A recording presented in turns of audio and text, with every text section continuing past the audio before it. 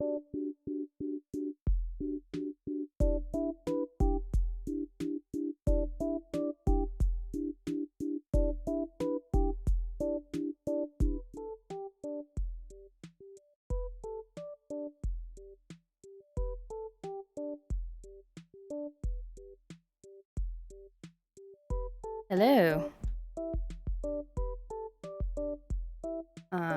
Welcome to the stream.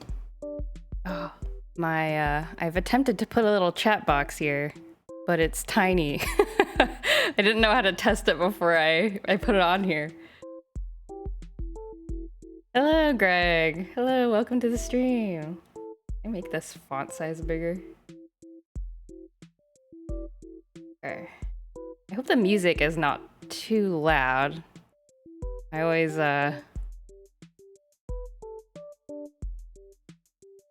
never know how to test this properly. Welcome. Today I'm going to be doing some art for once. You see here on the screen a sketch I've prepared. I am going to be working on a refresh of a business card that I have been using for many years. This is the illustration of the business card I've been using for since 2015, so that's 8 years, which is bananas. And you can tell the art style is definitely out of date in the sense that I don't draw like this anymore. So I want to create an updated version. And I spent some time trying to figure out what I should draw. Should I be, I don't know, should I draw this character that last time I drew this character that's supposed to be a representation of me, I guess. And then I was like, oh man, I made my, I feel a little bit cringe because I made myself look cute or whatever, but so maybe this time I'll go for something funny. But as you can see here, I went for something cute again. So, because that's what I know.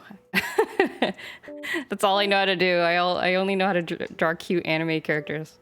Oh no, I need to grab something from my, hold on, let me grab my tour box. I keep forgetting to connect it before I start streaming. Hold on.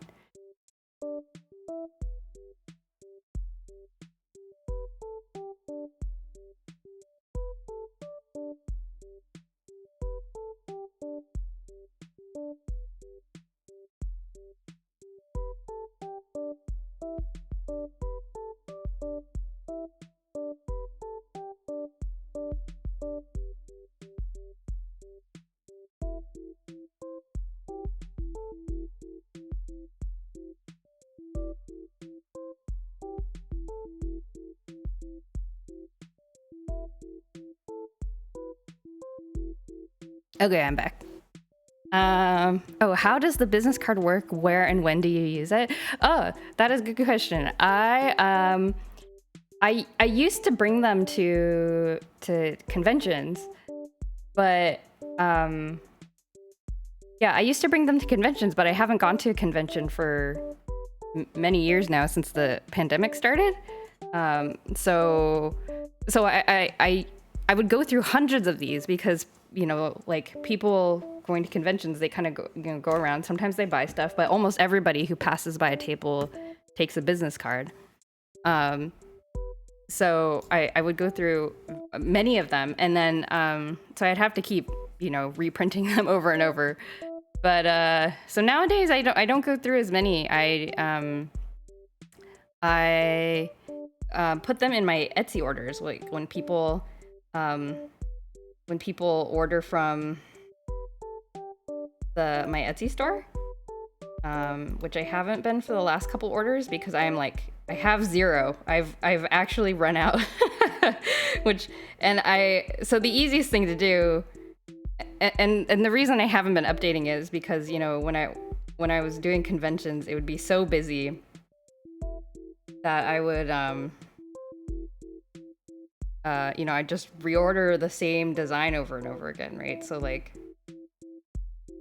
I never took the time to like update the design. But and so that's how I ended up using the same business card design for 8 years. now the time has come for me to change that. Because I'm not doing conventions so much anymore, so it's a little less busy in terms of you know, time spent on art. So I don't know, I'm just gonna try to have fun with it, not be too stressed about what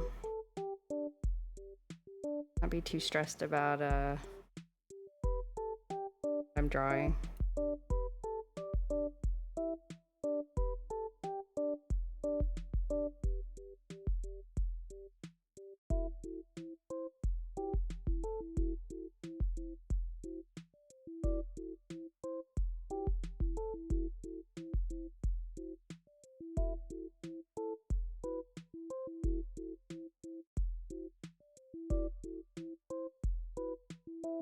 Hi, Anwa. This is an original character? Yeah, sort of.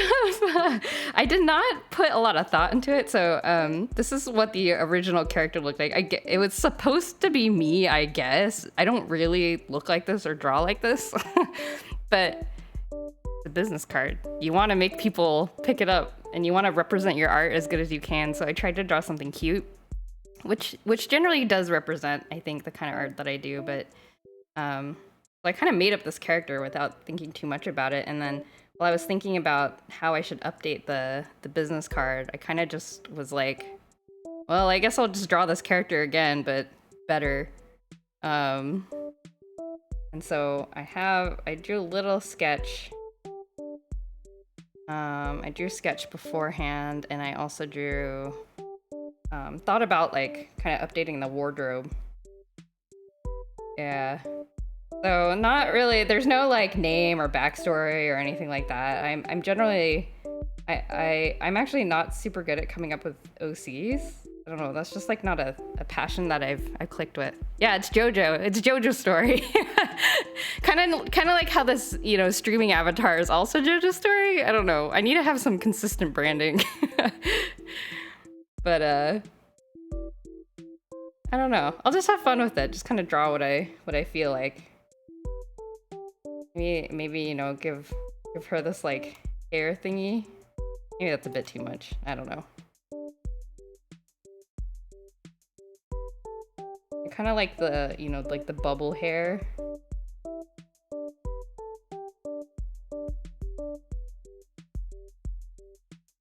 Bubble hair look instead of kind of the spiky hair. I should do that with the bangs too.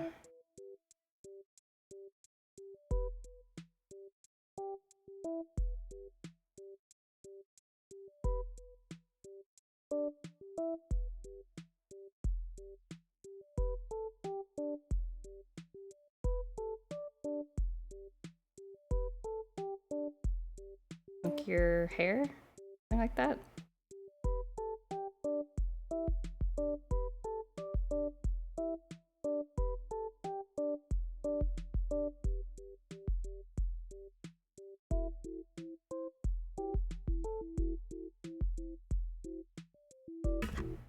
Should draw like a little bit. I should move my microphone. I keep hitting it with my pen.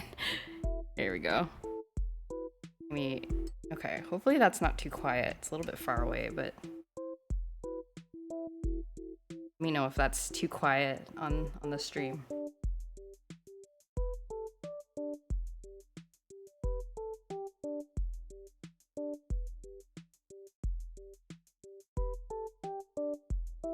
Gosh, I can't draw circles. God.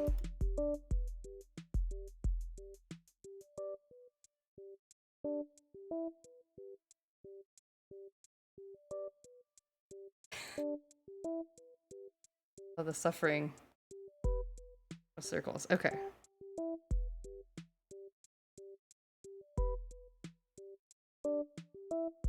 I made my line layers kind of weird. I don't regret this later. Okay. So for the jacket, like the original card has this like pink like cardigan thing that is sort of ill-defined. It's just kind of like a blob clothing. But hey Beanie, how's it going? Thank you. Thank you very much. Ill-defined.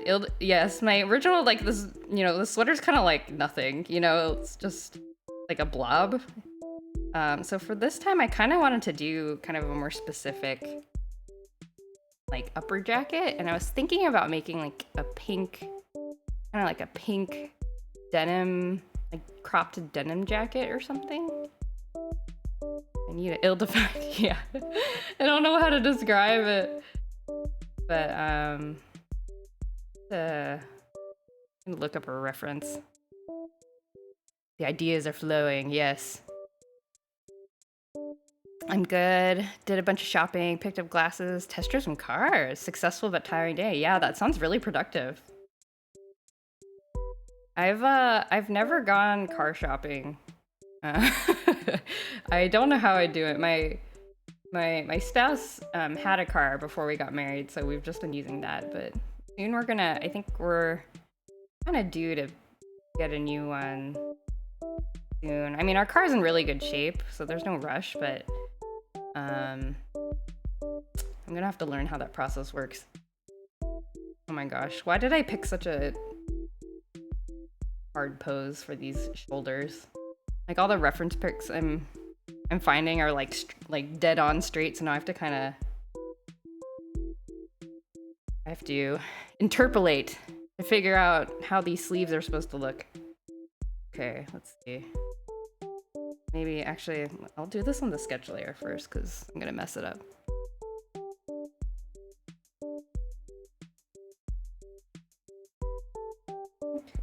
Okay. I want kind of like these folded up sleeves, I think. Gosh, this is probably really hard to see. Oh, I keep hitting my microphone, sorry. I hope that's not making a horrible noise.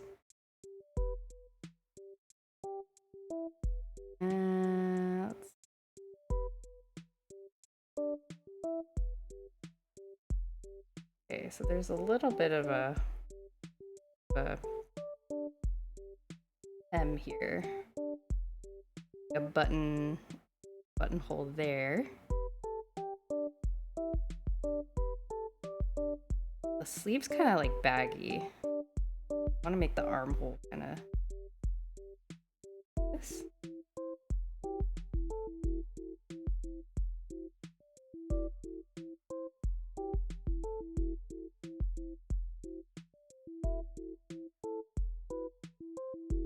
The collar is just kind of hidden, I guess, by the shoulder a little bit.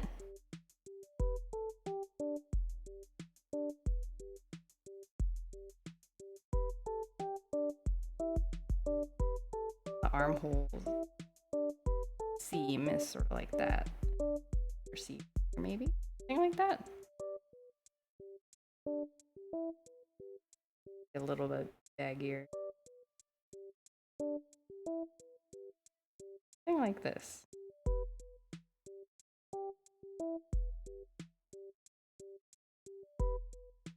Arm straight out.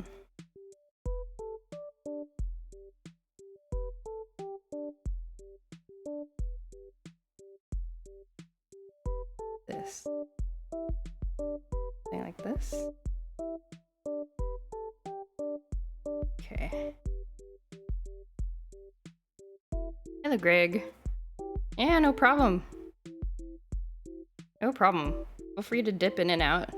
No pressure to be active in chat or anything like that. What did I say in the last 10 minutes? What did I say? I said I have never gone car shopping. I was also talking a little bit out loud about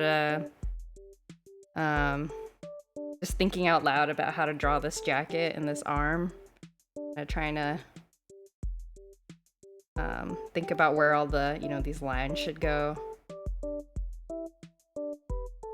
And kind of bemoaning the fact that I've chosen sort of a awkward angle. Is that a Tamagotchi? Good eye. Yes, this is a Tamagotchi.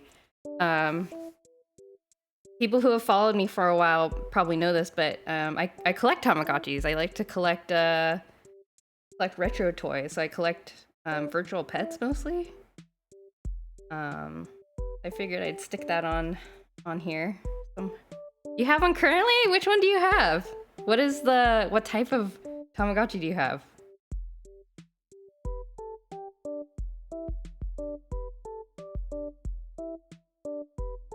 It was a blue one. You stopped raising it? Oh yeah, that happens.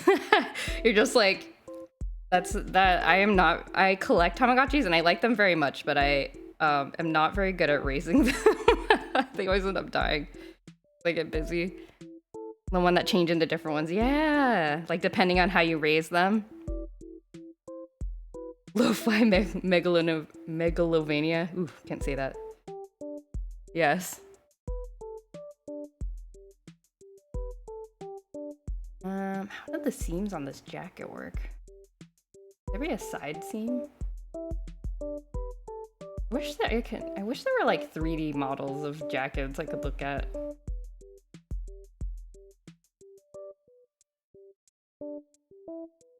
Really like a back seam like this. Okay, something like that. You ruined your life raising that thing? Oh no, why? Typical parent. Oh no.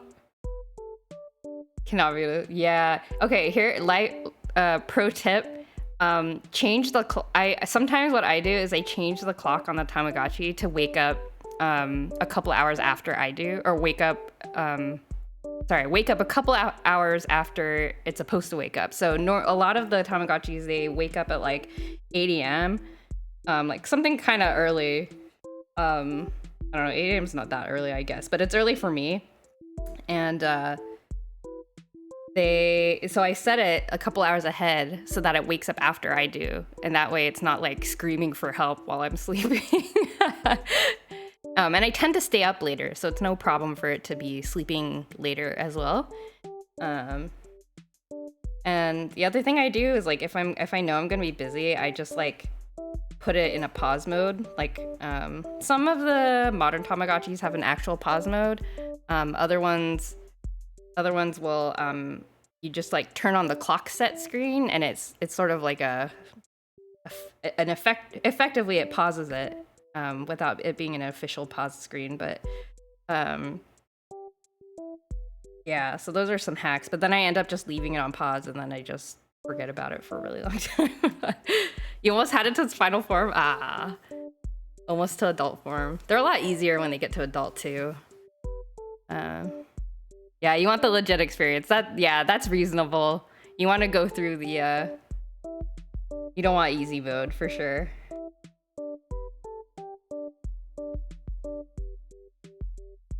Makes sense.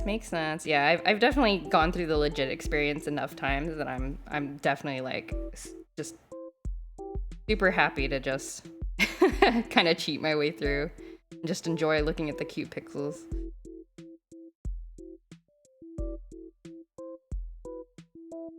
Makes sense. That's valid. Gigapets, I remember those too. My first virtual pet was a Gigapet. And they've made a little bit of a comeback recently.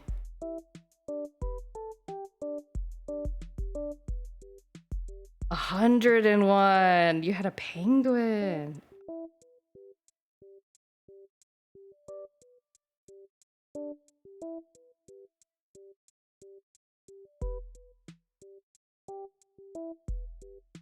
Eventually died when you went away for the weekend but left at home. No! That's so sad. I remember my sister when we were kids had a one of the Gigapets. It was the dog Gigapet, and she was like really good at taking care of it, and she raised it to be like really old, like 90 days or something like that, like something ridiculous. I forget how it died, but yeah, I've never managed to raise a pet for that long.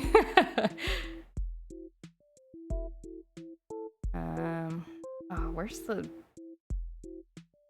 picture I was looking at? I scrolled away from it. Google Images. Where did it go? Dalmatian one. Oh yeah. The Dalmatian one is yeah, I remember it's like white with like the pet itself, the device itself looks like a Dalmatian. They like it's like white with black spots. I know what you're talking about. Oh, it's fuzzy? I didn't know that. Huh. That's cool.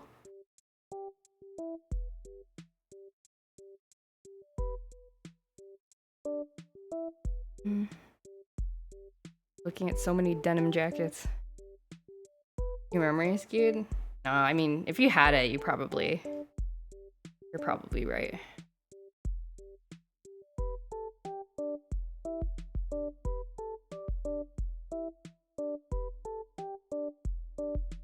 Do I find drawing the line art difficult? You know, it depends. Like, it depends on what you mean by difficult. So like, I find it like right now, for example, like I'm not even drawing the line art because I realized I didn't have as good of a idea in my head about what I wanted the shape to look like. So I'm just drawing under the sketch. So I do find it really difficult sometimes because if I don't have a good idea of what I want, then I end up like, I draw the line art and then it like doesn't look right. And then I have to draw it all over again. Which is, you know, that's kind of frustrating.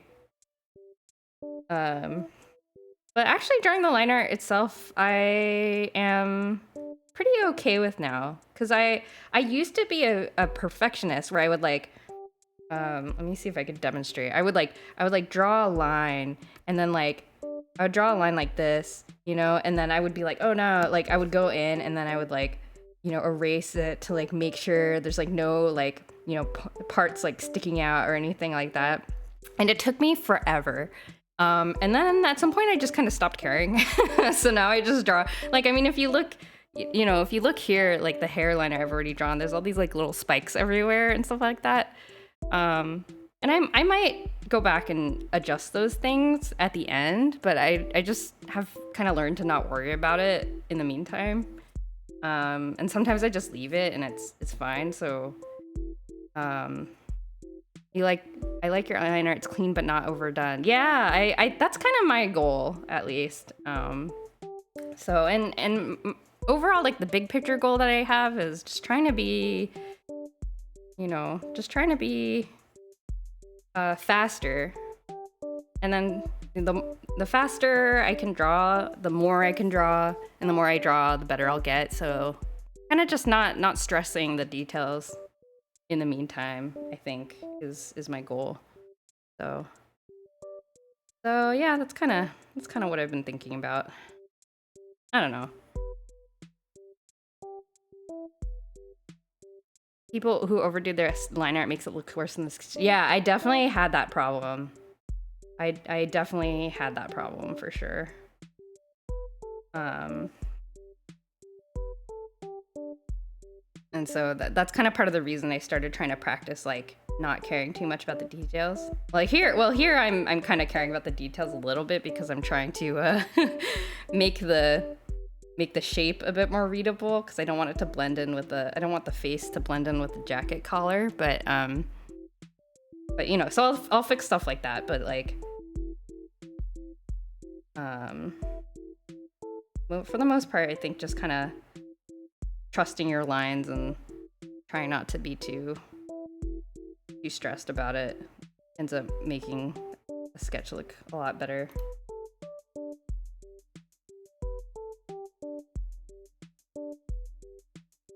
Yeah, I've seen a lot of like memes about that exact thing. About how you draw this like sketch and it like looks amazing, and then you try to do line art and it just looks, you know, stiff as heck. And then you're like, what happened to my beautiful, energetic drawing?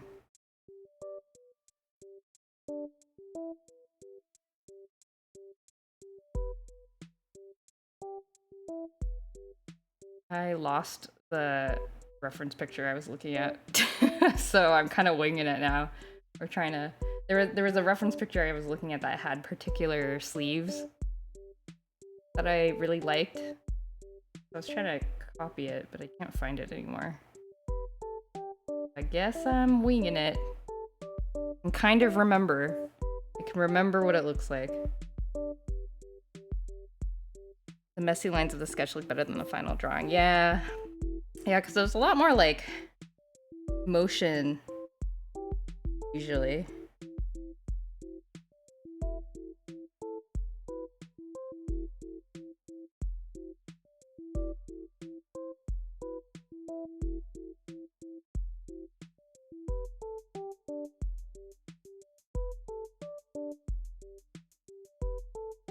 Let's see. There's a reason for that? You have to look up the explanation, which I don't. Oh, like it's like a named phenomenon. Interesting.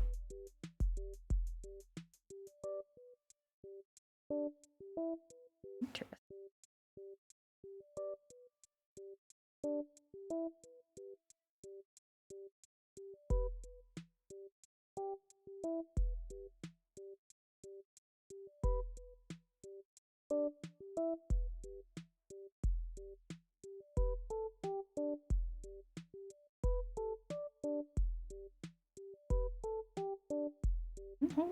Yes.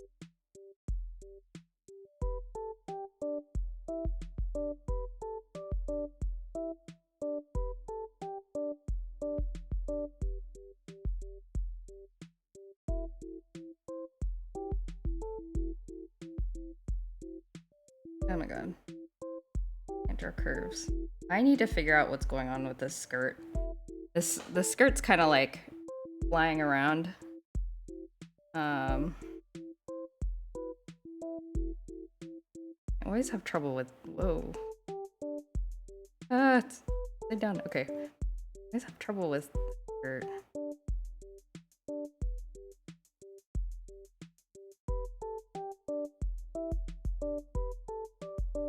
Finish the jacket first, I guess.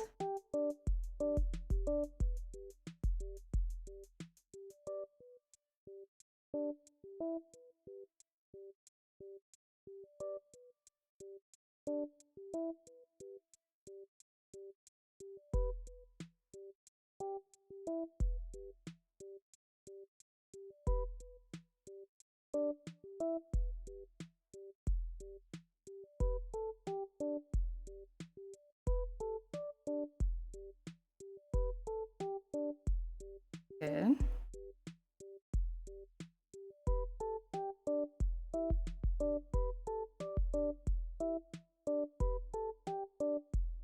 What's going on with this skirt? So, if it's being kind of folded because it's following the bend of the legs, I think the circle, like the main circle, is kind of like this. Right? Like the oval of the opening should be tilted like this, right? So I think I want to do like.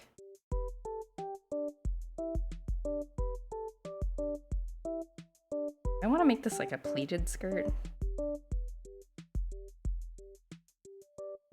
This.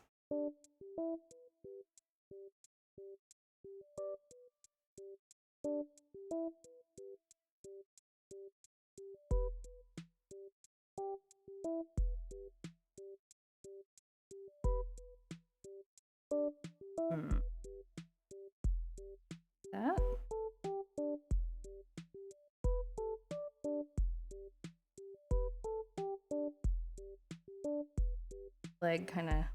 leg's like really long for some reason. Anime, I guess.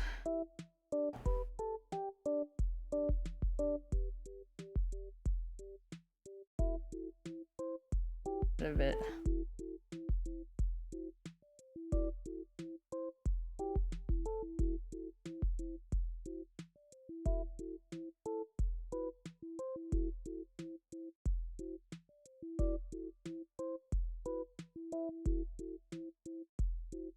Back leg too.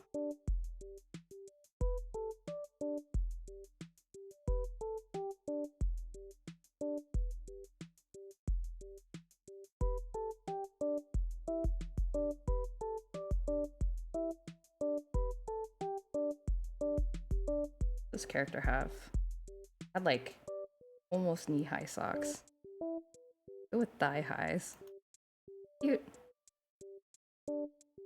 Anime, I guess. 12-year-olds in 2005 trying to decide what art style to focus on. Oh yeah. Go thigh highs. Have the stripe too.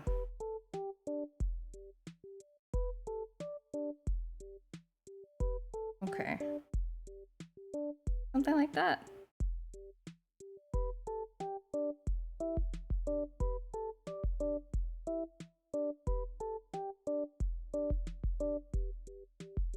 And this will kind of be, it's sort of okay if I fudge this, because I'm gonna have like a little design element in the front of it all later. I make it a bit longer. Is the skirt too short? It's fine. Anime. Anime.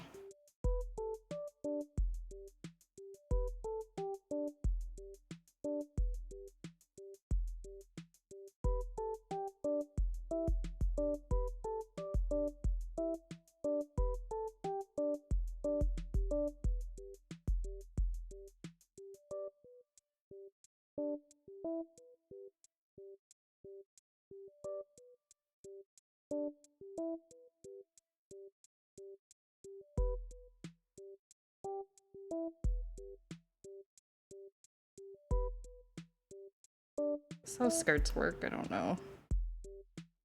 Pleated skirts! We love them, but we hate them too.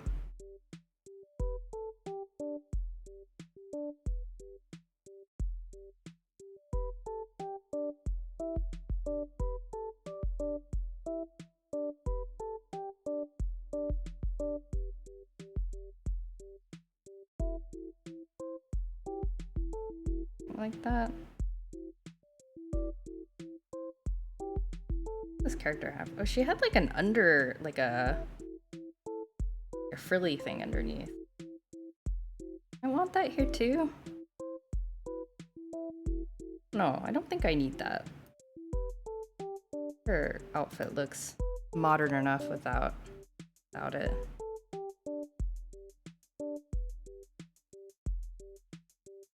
It's kind of roughly line the legs.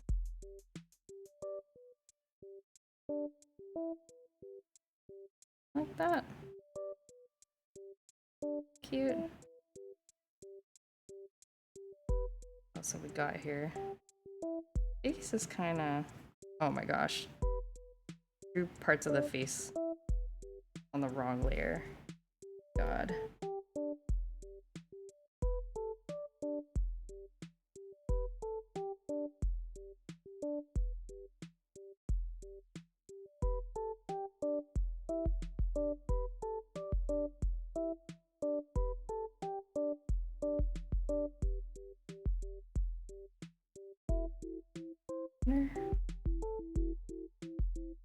You found it. The sketchiness of line art mimics the natural lack of clarity of our peripheral vision. When we look at the real world, our high-definition fovea can only focus on a small area at a time. By having a very clean line art, it creates the unnatural feeling of high clarity over a large area that's not possible when we look at real life. Oh, that's kind of cool. Like, that makes a lot of sense, actually. Sorry, moving the chat box around. Yeah, that makes a lot of sense.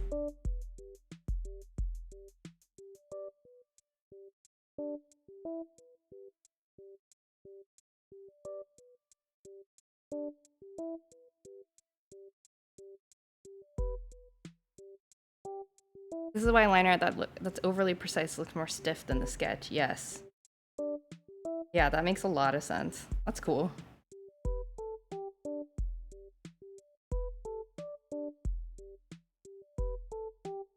Okay. Oh, I need to draw the hand. Not forget about the hand. What was I thinking when I drew this hand? I think I was thinking about like a pen or something. Should I change this hand to like a waving hand better, or should I change it to like a pen holding hand? Also the kind of like weirdly long, huh?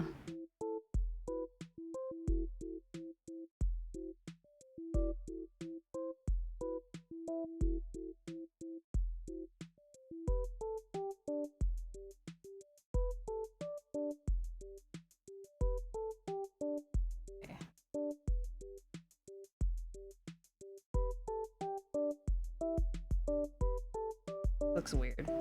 I drew the hand weird, like weirdly long.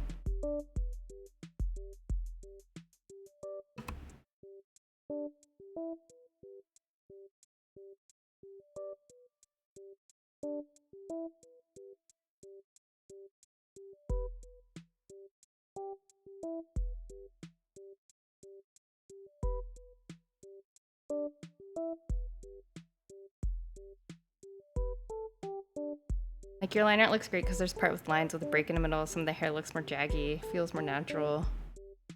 Yeah, I definitely think that I do this in my.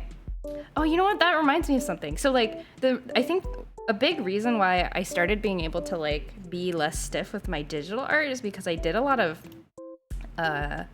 Drawtobers and Inktober challenges, and for whatever reason, when I draw with inks and on like real life paper, I tend to draw with like disconnected lines. Like rather than trying to do this, I draw like this to try to like get a more accurate curve, because if I do this, that's like a lot likely it's very likely I'm gonna make a mistake with like the curve of the thing. And so then once I started doing that, like I don't know, I think it sort of transferred into my digital art as well, because I realized that it made it look a lot less like because I looked at my Inktobers and I was like, why do my Inktobers look like pretty okay when I draw them?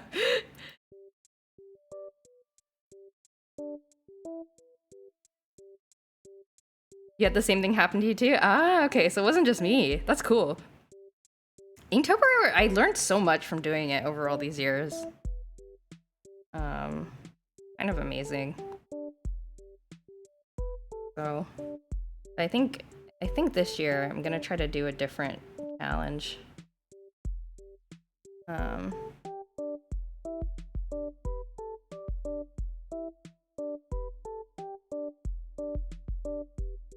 Because I feel like I'm pretty happy with where I am in terms of shading and line art. So I want to work on colors. Doing continuous drawings with different prompts for a whole month. Yeah, like it really helps you get around the block of like not knowing what to do next.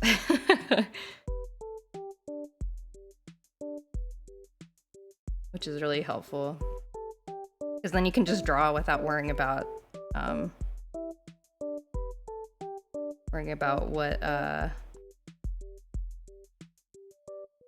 what to draw, which is something I have a lot of problems with. But never what to draw, but how to draw it. Yeah, I guess it depends on the thing. Like sometimes I feel like that too. It's like I have an idea in my head, and then I'm like, but how would I even do that? And I don't know. I guess it's kind of a sign that my level isn't quite high enough yet for that idea. So you kind of just have to. So the thing with Inktober though, or Drawtobers, is it definitely challenged me. Like it would give me an idea, and then I would be like, huh, like I've never thought about that prompt before. And then I would come up with an idea, and I'm like, can I actually draw it? And I'd be like, well, it's just it's a daily challenge. I don't have to like be too, precious about it. So let me just try. And then I would try, and then I would be like, oh, actually that turned out kind of better than I thought. Or even if it wasn't like as good as I thought, I was like, oh, I tried out a new like idea or whatever. So, I don't know. And then you're kind of like, okay, well now I kind of understand what to do next time. Oops, I forgot to draw the bottom of the skirt.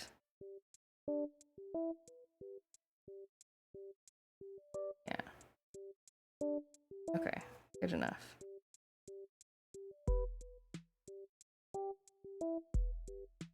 I feel like the ear is kind of like a little bit too wide.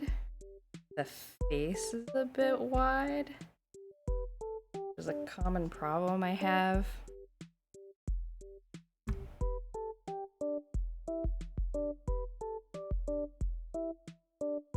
That didn't just fit.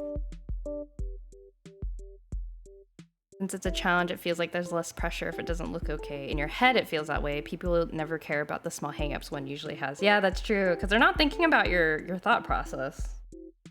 Only you really have insight into it, which is fine. Like, good for reflecting and getting, teaching yourself how to get better at what you're trying to do. But,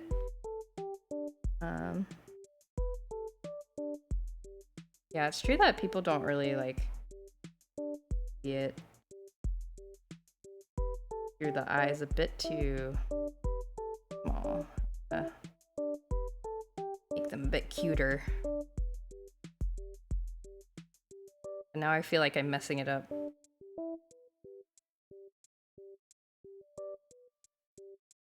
Okay. Let's undo that.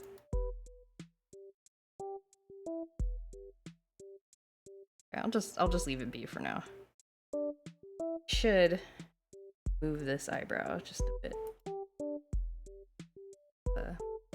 No, I'll just leave it alone. Whatever. It's fine. It'll be fine. Oh wait, I came over here because I was trying to see what it would look like with the ear erased. That looks a bit more natural. Like, I think technically the ear would be like here. So like, I should draw this hair here, and then I will kind of hide it. Hide where the ear is supposed to be. Otherwise, then you just have like a earlobe peeking out and it's a little awkward. Okay. That's good. I don't know what it is. I always tend to draw like this eye. I always tend to draw like a little bit too far, like into the face for some reason. But anyway, it's fine.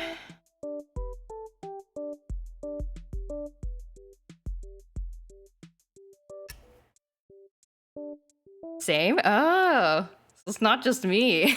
That's interesting. I wonder why that is. Ugh, I'm fussing with the eyes a bit too much. I think I need to do this. Just a bit. Let me fuss with the eyes just a little bit. Draw like eyelashes. A bit too cute.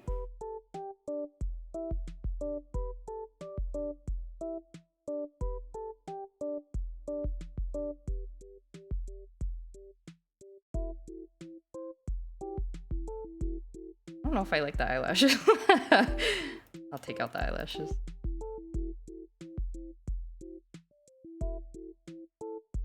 Okay, I'll stop fussing with the eyes now. It'll probably... The other weird thing about drawing is that sometimes when you start filling in the color, then you start realizing your line art looks weird. But you don't realize before that.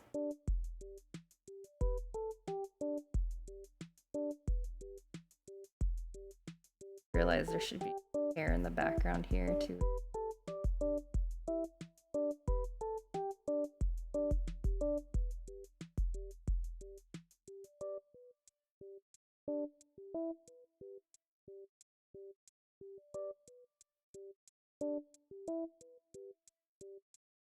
Your colors are pretty solid shapes on their own. That wasn't always the case. Ooh, that's a good sign.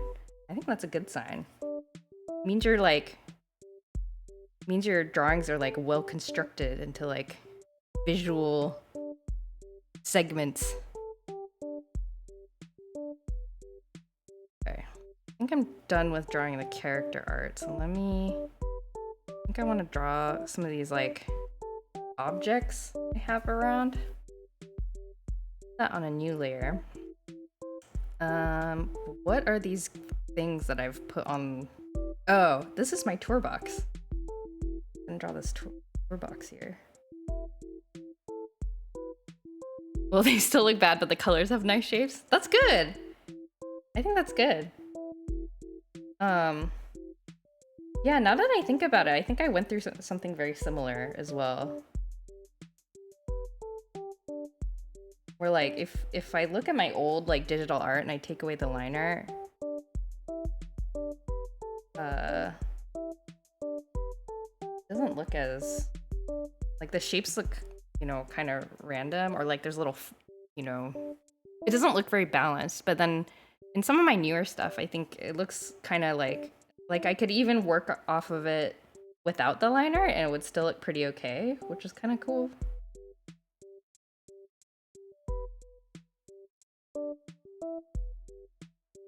So it just means you're thinking in shapes, which I think is like the basic skill, you know? Like that's what a lot of illustration boils down to, is being able to think in shapes.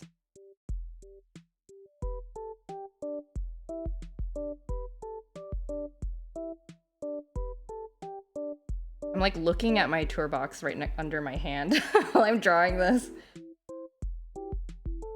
Okay, here we go. Got my tour box.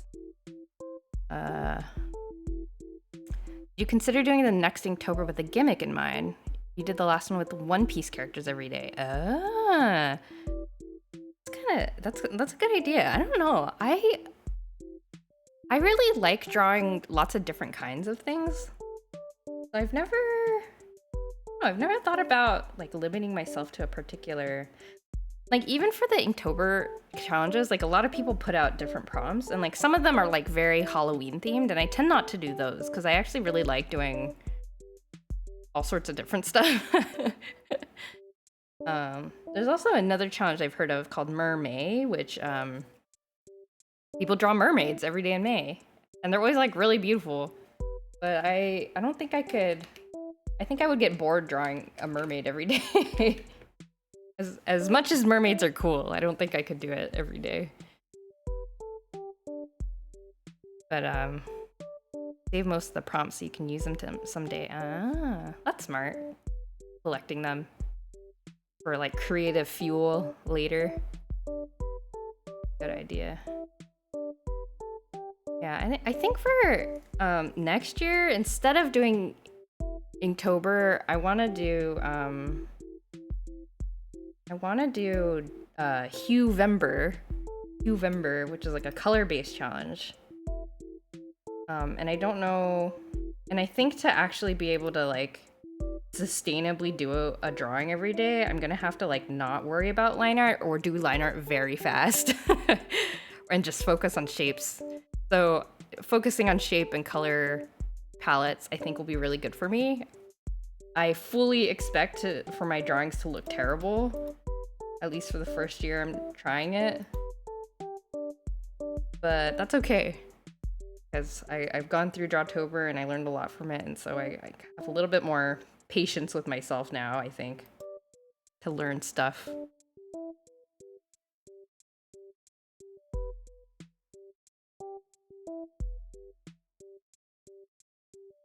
This tablet thing is supposed to be my surface, I think. Kind of just looks like a generic tablet though. Great.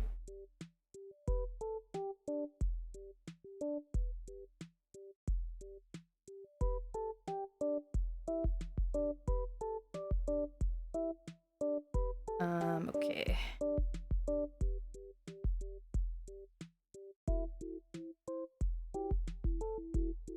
What else we got?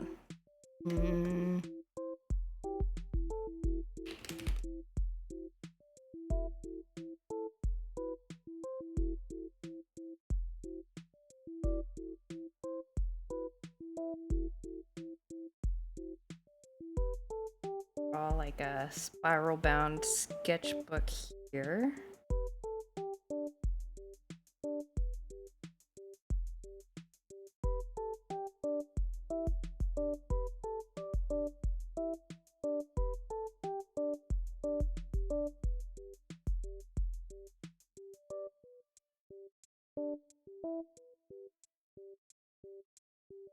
You're gonna listen while cutting some potatoes out? Okay, sounds good. Oh, I'm gonna have to think of some interesting things to say so you'll be entertained while cutting potatoes.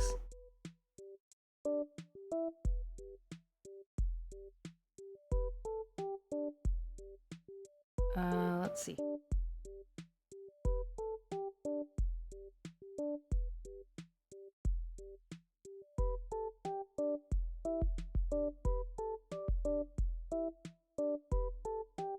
I think this is a successful rendition of sketchbook.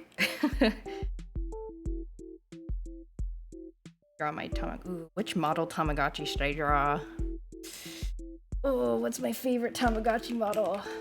Which one should I immortalize? So at this size, I think it'll be really hard to tell which one it is.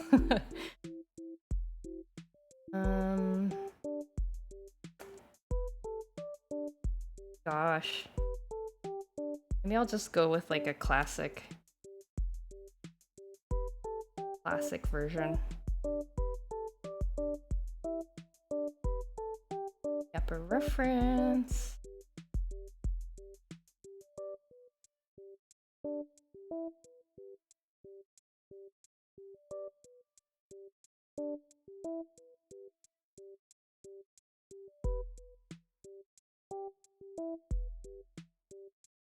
My gosh, there's so many.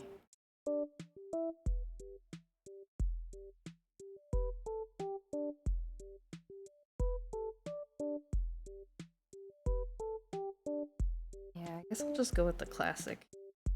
I'll do it down here because character's arm kinda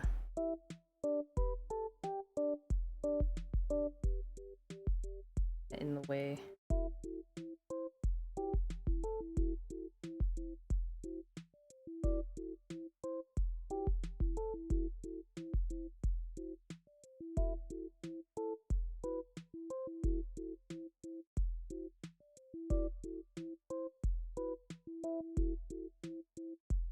Something like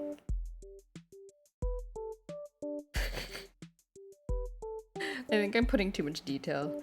Okay, that's fine. What are all these blobs that I drew? Like, what is this? What did I draw in the sketch? What is this supposed to be? I think this is supposed to be a paint palette, like a watercolor paint palette. Should have labeled these through the sketch.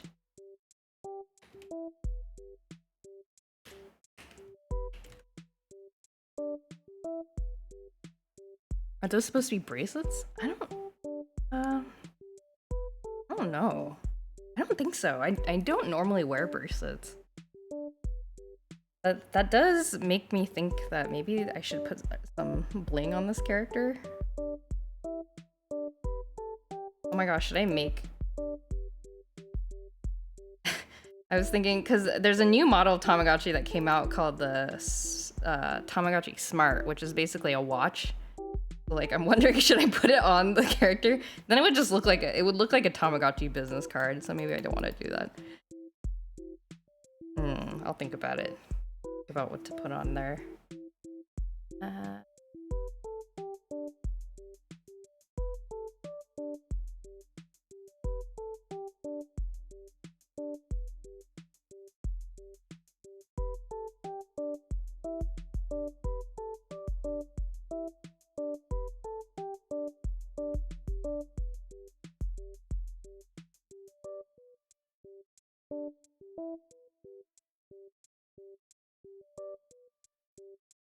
Tamagotchi salesperson, 50% commission.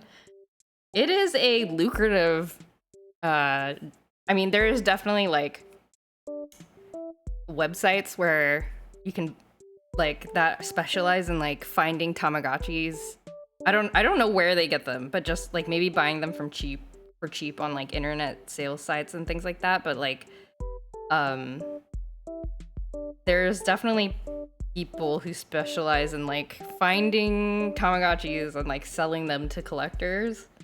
And I can tell you it's a lucrative business nowadays.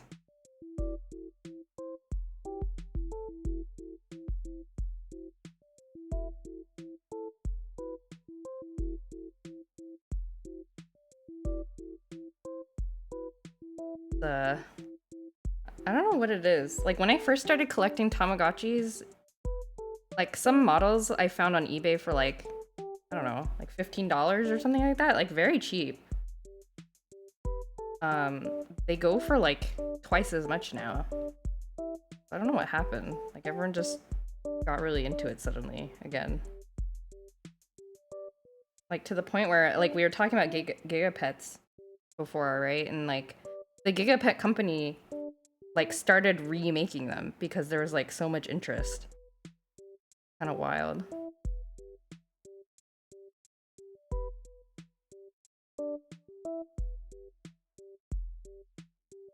Maybe this paintbrush like really crooked.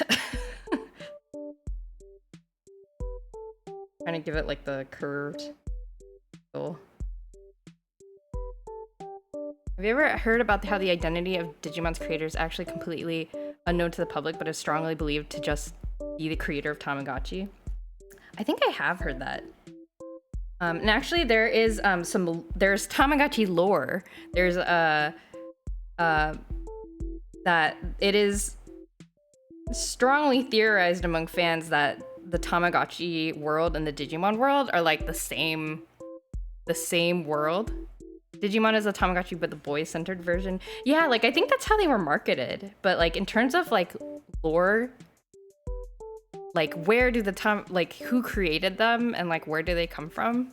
Like they have a lot of similarity. So for example, in the Digimon anime, there's this and in the toys, there's this like language that shows up called I don't know. I think they call it Digicode or something like that. It's like an alphabet. But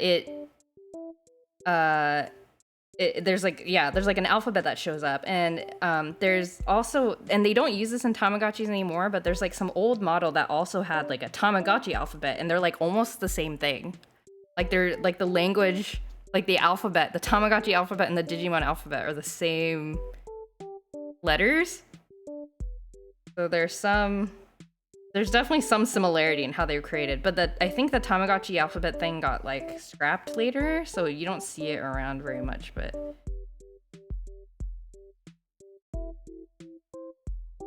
anyway, there's some. I put this brush here. Kind of looks like it's gonna stab the character. Just like this.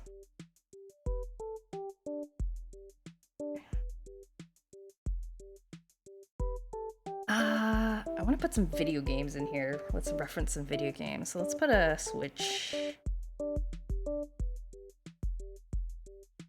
That right there? Yeah, I think that'll be nice.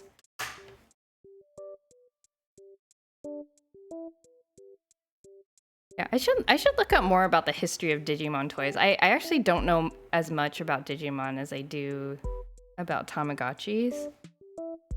But yeah, it's always, I don't know, the golden age of toys. It was an interesting time. There's straight up a Digimon named Nanimon who's canonically an Oyajichi who got transported to the digital world and transformed himself to survive. Yeah. It's stuff like that I'm talking about. There are very clear links. Very clear links.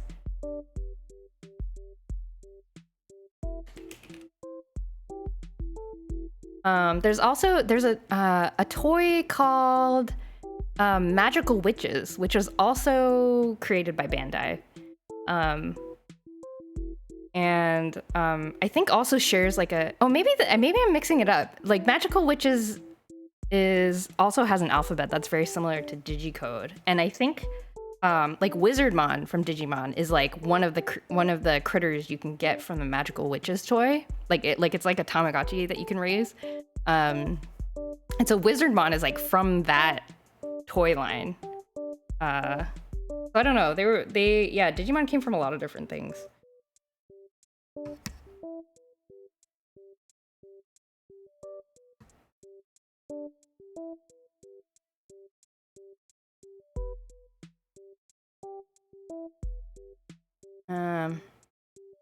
But Digimon's just so funny that like, I don't know. I was telling somebody about this. I forget if I mentioned it on stream or not, but like, I don't know, like with like Pokemon, for example, or pretty much any other like magical, you know, like monsters battling kind of show. There's just like, you know, the creatures go head to head and they're using their like, you know, cool creature powers to like fight each other, and it's like an epic battle or whatever. And like that happens too in Digimon. But then there's like some Digimon that are just like literally like a guy with a gun, like that's and it's just like that's the battle. This critter has a gun now. Monster Rancher too? I haven't thought about Monster Rancher in a really long time. I do remember back in the day, like the original games, like there used to be that PlayStation game that you could like load CDs into, and they would like generate creatures for your game. I forget how it worked. I remember playing around with that for some reason, but I never had the game, so it must have been like it must have been at my friend's house or something. They re-released them recently, and you type in the CDs now. Ah, that's cool. I should check it out. I wonder if the game still like holds up after all this time. I wonder if I should play it. I could play it on stream. Whoa.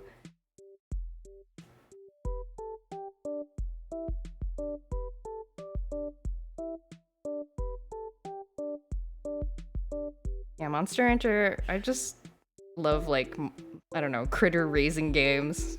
To play more of them. You're not a fan of the battle system, but you love seeing people raise the monsters. Oh. For them to lose and then they have to start over. Oh no! Oh, so it's like, so they like die. That's so sad. The brutal world.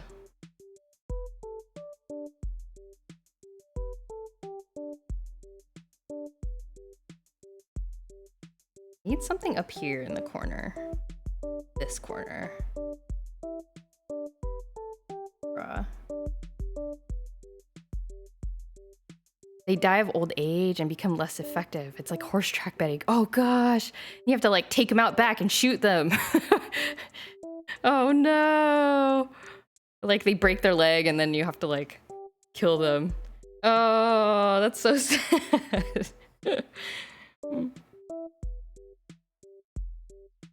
Poor, oh no, I don't know if my heart can take it. Is that a Switch or streaming? This is a Switch. I love my Switch. I do not have a Stream Deck. I would not be opposed to getting one someday, but I have plenty of games to play already, so I've never felt like I needed to get it or anything. What should I draw in this corner? It feels kind of empty. I'm like looking around my desk for like items that represent my aesthetic. Maybe I should draw like a Final Fantasy thing. Do you play a lot of Final Fantasy 14?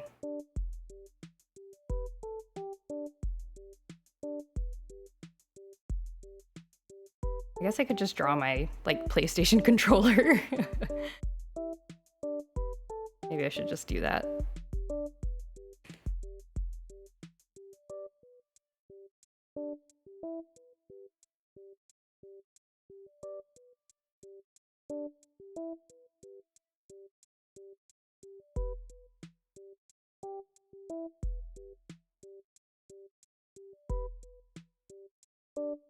This?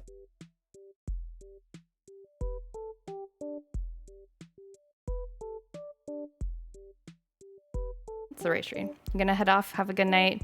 Nice chatting with y'all. Yeah, have a good night. Thanks for coming to the stream. Have a good night.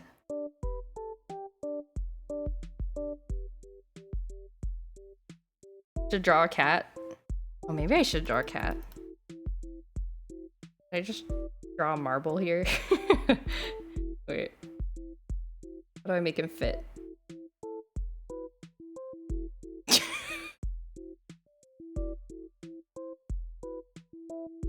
Should I just draw marble? Okay. See if I can make him look a little, you know, like get him to fit nicely here.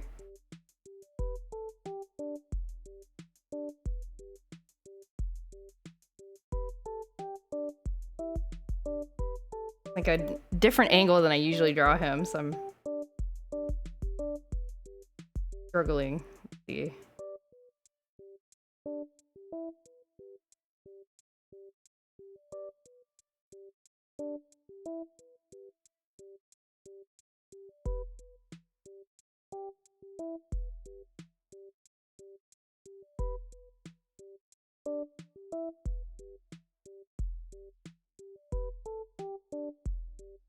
In the corner. Yeah.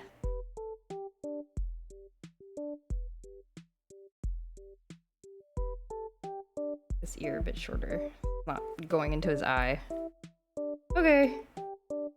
Just a little derp sketch of marble in the corner. Perfect. Maybe I'll draw his paws too. Yeah, let me draw his paws.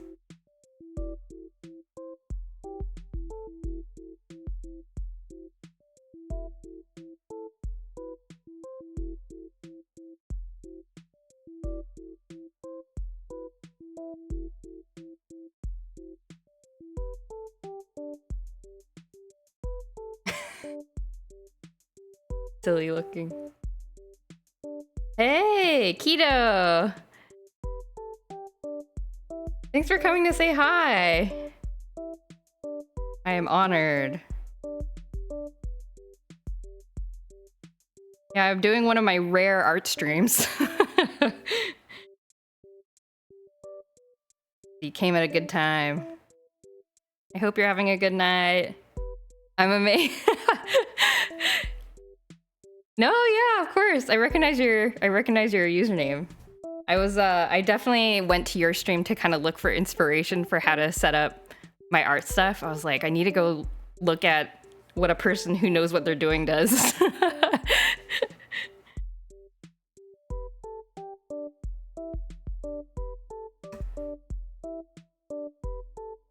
So yeah, your stream helped me while I was trying to figure out, like, I was like, how do I talk to people on an art stream? What do I do? What are some things I should be thinking about? Though I don't have all, like, you know, fancy things or anything like that, but it's my little art stream I've got set up and I like it.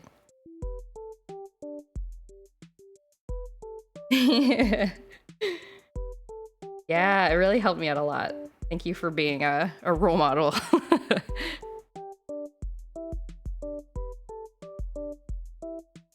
Okay, I think I'm done with my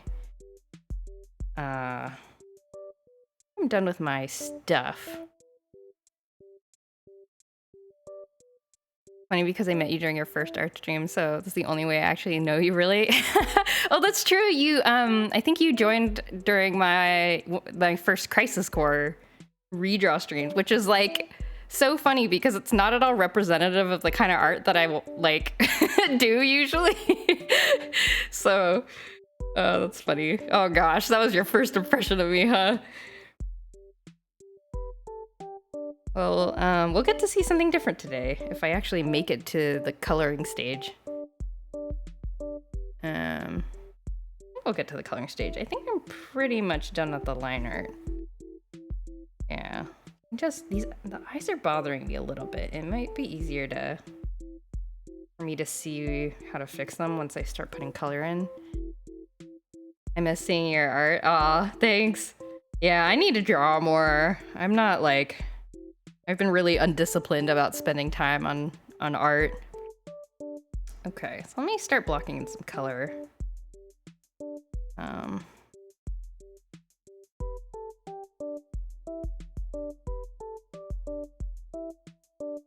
Okay. How do I do this? Like, I start streaming and I'm like, oh, I forgot how to draw. People are watching me. You remember how to do this. Okay. I want to block out the character first. So I'm gonna start using the lasso tool and just kind of roughly roughly selecting the whole thing. I used to do this by hand, by like using the selector marker, which took forever. I don't know why I resisted using the lasso for so long. Like, I only just recently started doing it. You feel like that occasionally too? Okay, good to know it's not just me. I don't know, it's like I don't feel nervous right now. Like, I feel okay, but for some reason subconsciously I'm like self-conscious, I guess. I am using Clip Studio Paint. I'm using Clip Studio Paint. I have I used to use Sai, but I don't know, more and more I got used to Clip Studio. And Sai, I don't know, it got to a point where I would use a lot of layers and Sai was not buff enough to handle all the layers. And so even though I like Sai very much, I had to leave it behind.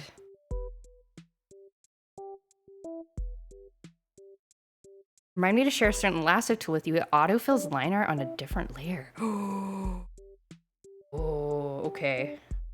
I'll DM you later so I can learn about this magic that you were describing. Greg, done cutting potatoes. Welcome back, Greg. I hope the potatoes didn't give you too much trouble.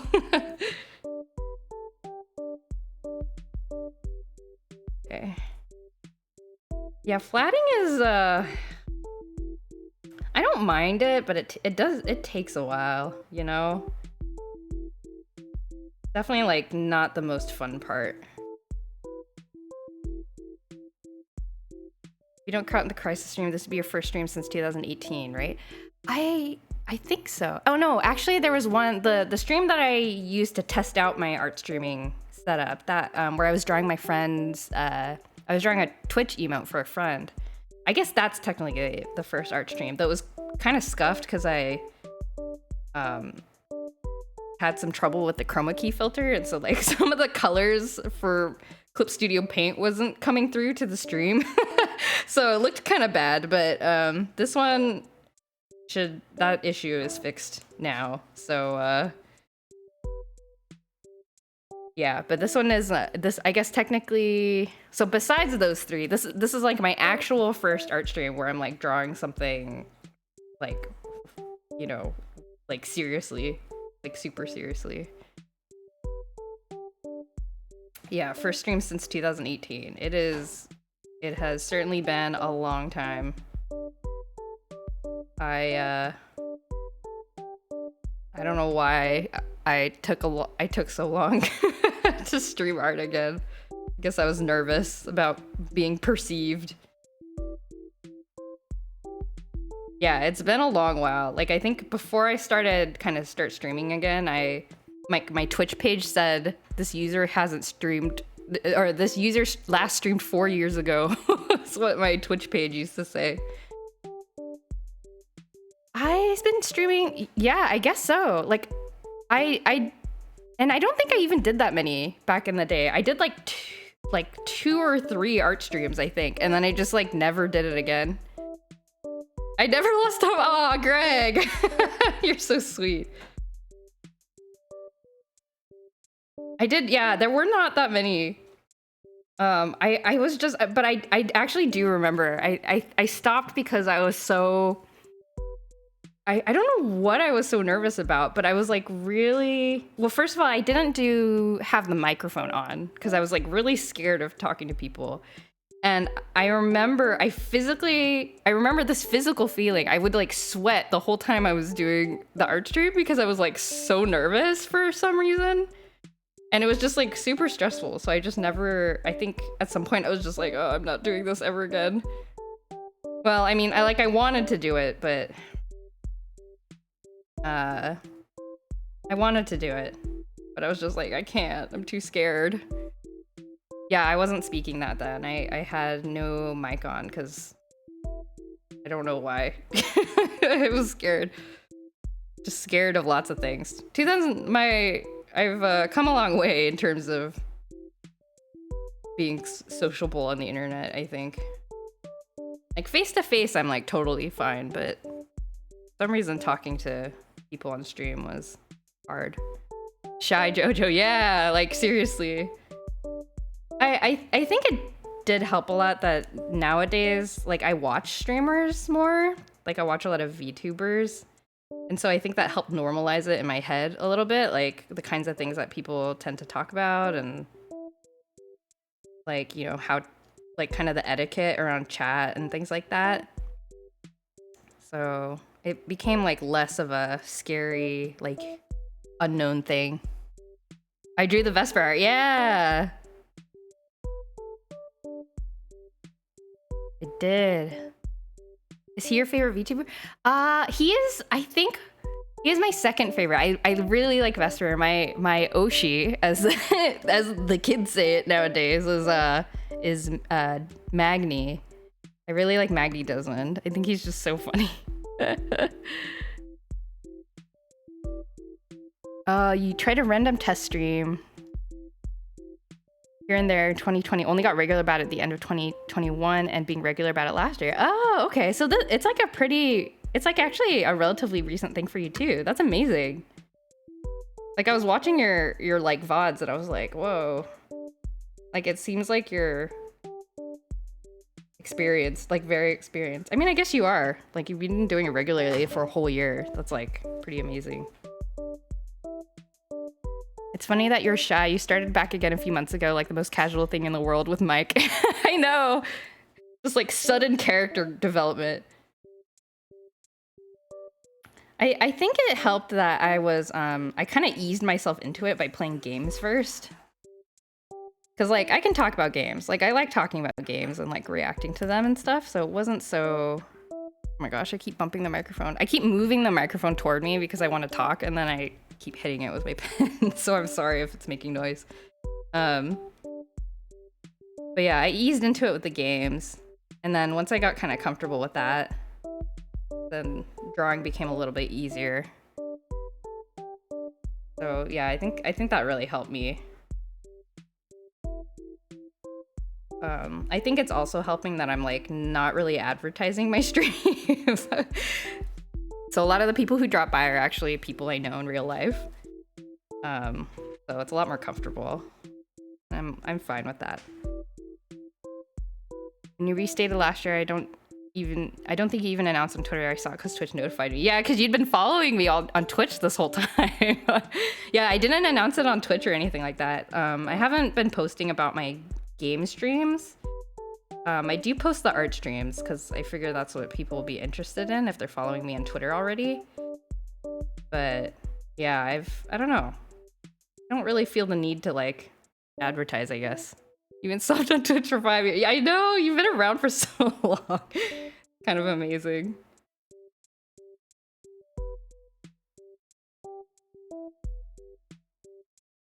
Yeah. Yeah, hopefully, yeah. I have not thought about, oh, I should start thinking about my convention plans. I'll definitely try to stop. I don't think I'm going to be tabling, but I'll definitely try to stop by. We shall see each other then.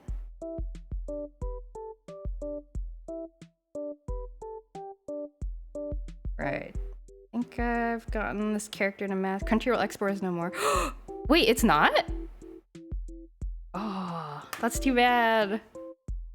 Wait, like Crunchyroll Expo as in like you're not going, or it's like no longer a convention?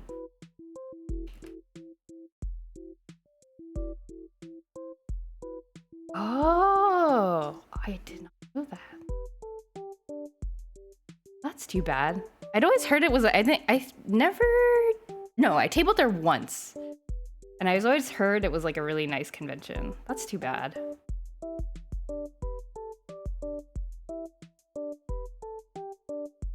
Well, then I will see you at Fanime. I will definitely try to stop by. I want to start seeing my art friends at cons again, so.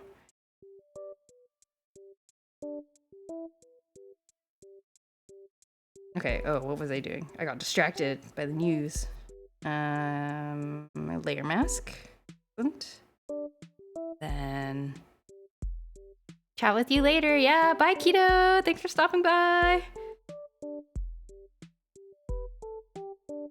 Okay, I'm gonna color pick these colors so there's some consistency between last year's and this year's. Let's keep masking out the different sections. This art is great, by the way. Aw, thank you. Yeah, I'm pretty happy with it. I like the quality of the lines I ended up with. I'm pretty happy with it. I am proud to have this on my business card, I think. I think this is good. My business card was super due for a refresh. So.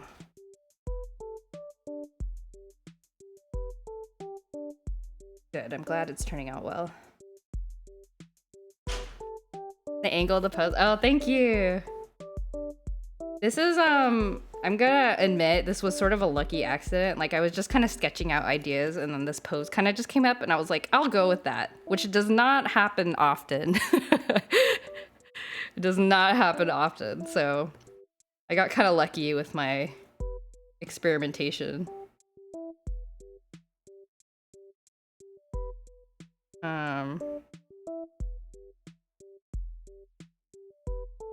There are just some days where it's like, sometimes the pose comes really like naturally, like right away, and then there's other days where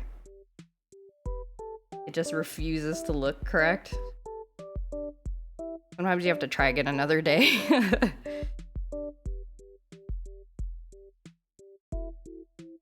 I've also been trying to be more dynamic with my poses. Like, I tend to draw the same kind of pose and like face angle and stuff over and over again, so this is also good practice to try to draw different stuff. Okay. The hair. Yeah, what's the hair?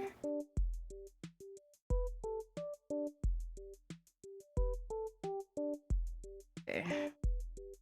Oh, why did I make another folder? That's not what I want to do. I want to make a layer. Okay. Mask that. Might change the hair color of this character a little bit, but we'll just flat this in for now. Kind of just see how it looks later with all the colors together.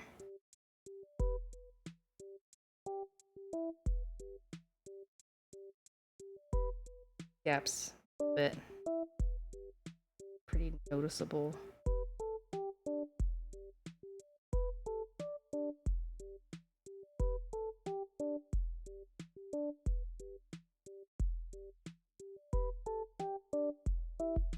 And then jacket.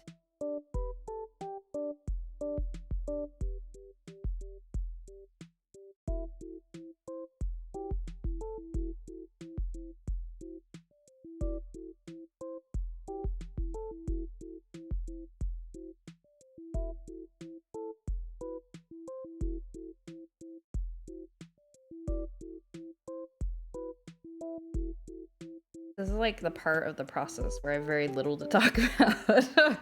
No creative decisions are being made currently.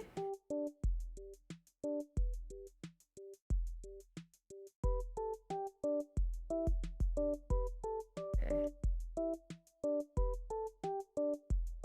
I like this outfit. I don't have this outfit in real life, but I should try to see if maybe I can change that. Oh, whoops, what happened? There's a website used for contrasting complementary colors if you're interested. Oh no, Nightbot! I'm sorry, Greg. I have a, I I can see your link because it should, I guess, because I'm the owner of the chat. I guess I can see your link. So thank you for sharing the link. But I guess my bot has a rule that prevents people from sharing links. I'm sorry. How do I make it let you post links? I'm gonna have to fix that later. Sorry, Greg. I did not mean for the bot to bonk you. I can see the message that you sent. I will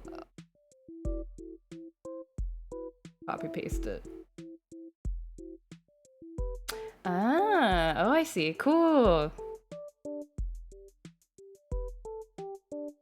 Oh, and it's got different like color relationships that it visualizes for you. That's neat. Okay. Yeah, I should make more use of like thinking through these kinds of relationships. Like I kind of have a very rough grasp of like kind of these relationships, but I'm not very confident in using them. But this will be a good challenge. Especially I'll save this for Hughvember because I think I'll definitely want to use this for then too. You can go to one with your colors. Yeah, I'm like flipping through them. Neat. I will keep it in mind. Thank you for sharing. Okay. Jacket. It'd be kind of funny, like color. I'm just copying the colors from the old one over. Oops, I don't mean to do that.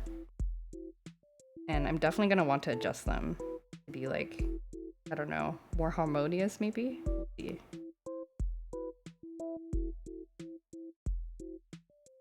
Shirt.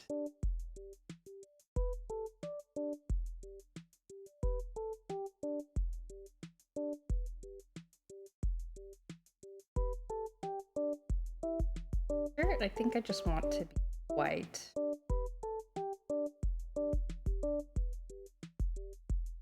That and then shirt.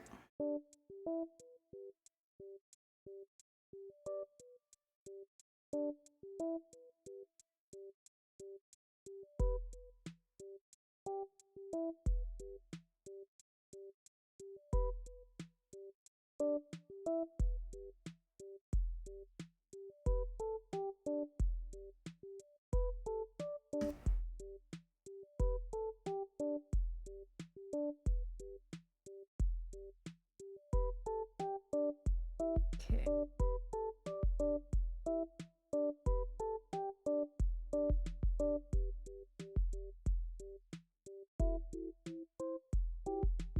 Shirt.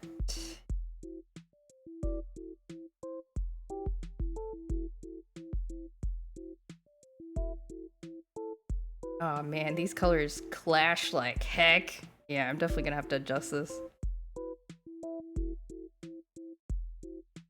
So interesting, kind of. I'm like essentially redrawing some old art, I guess. Except with a completely different pose. But still, kind of interesting revisiting it. And I also want to make a layer for the stocking.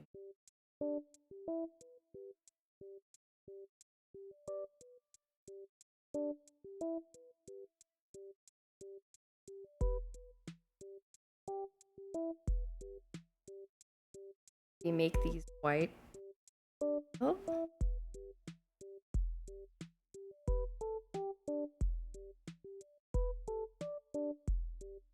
A darker color better? Okay. Color seems like cuter. Okay, let's play around with these colors a little bit. I want to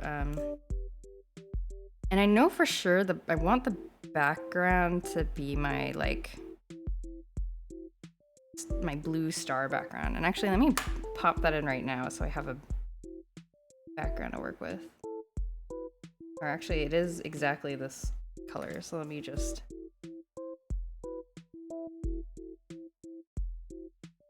put in a placeholder background for now.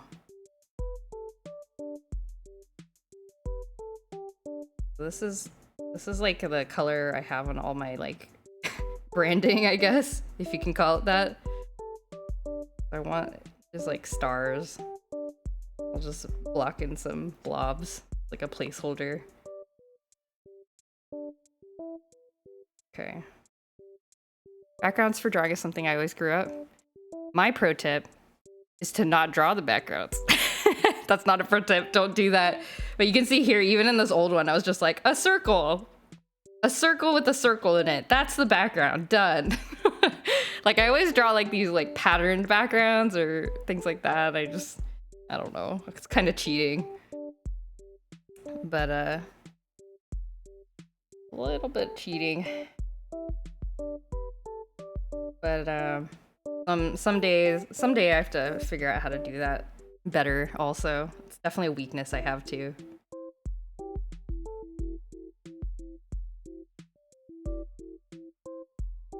Adjust the colors a little bit.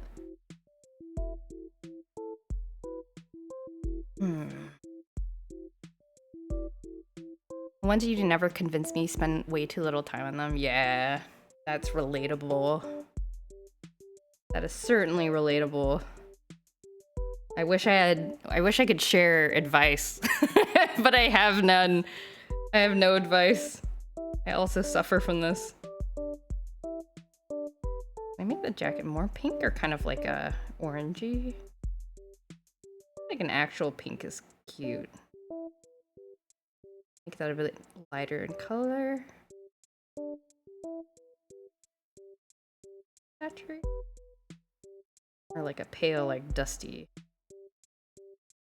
pink is cute. Okay. And then the skirt, I think I want to be a little darker.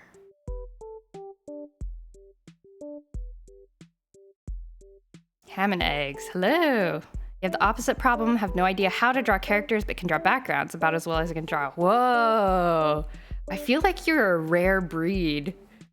I've never met anybody like who has the opposite problem. That's amazing. How did you get good at backgrounds? Please share your wisdom.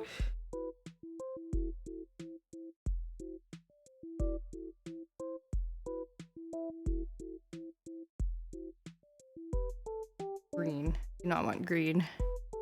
I think it's not uncommon. You specialize in one or the other. I've seen that. Oh, okay.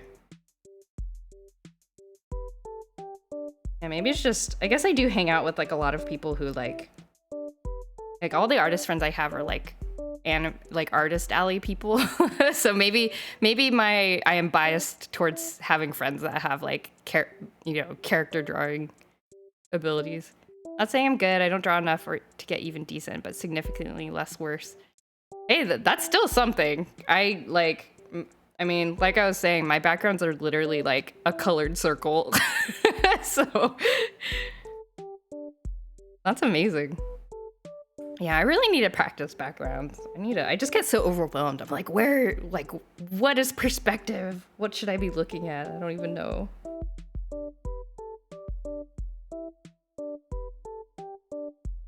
Make the skirt darker in color. I need to look for outfit inspo. See what fashion people wear with a dusty pink jacket.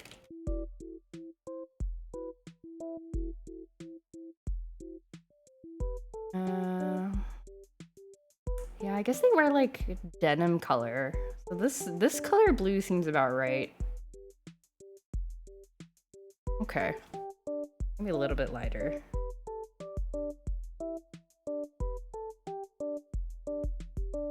Like this? Something like that. And then I think the hair, Let me see.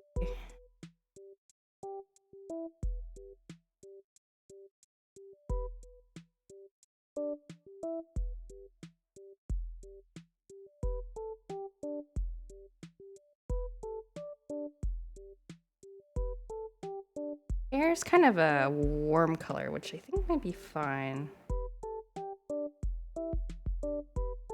Fine. Maybe this is okay. A little bit more purple would be more... not a yellowish brown.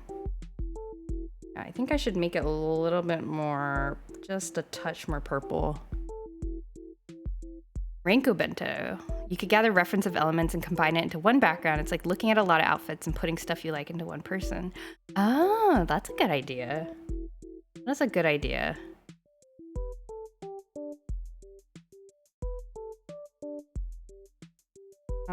Yeah, like kind of like if you're, I mean, kind of like with even just drawing this character, right? Like I'm not copying this outfit from any one reference picture, but I'm kind of like looking at a whole bunch of different ones and like combining different elements I like. So I guess in a sense, like when you put it that way, background drawing isn't really that different from character drawing. It's like kind of using the same muscle. That's a good way of putting it. I'm still not happy with this shirt color. It's like too blue. Make it like a lighter. Darker is.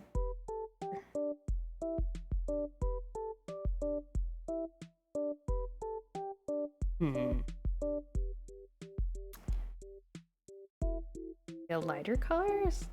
A lighter blue nicer? Like cuter? I don't know.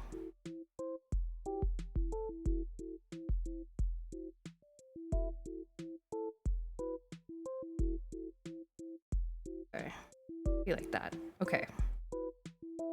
I'm done flatting the character. So let me start flatting the background elements and then we can start thinking about kind of the overall shading and things like that. Oops, need to do that. I think I'm gonna just put this all on one mask.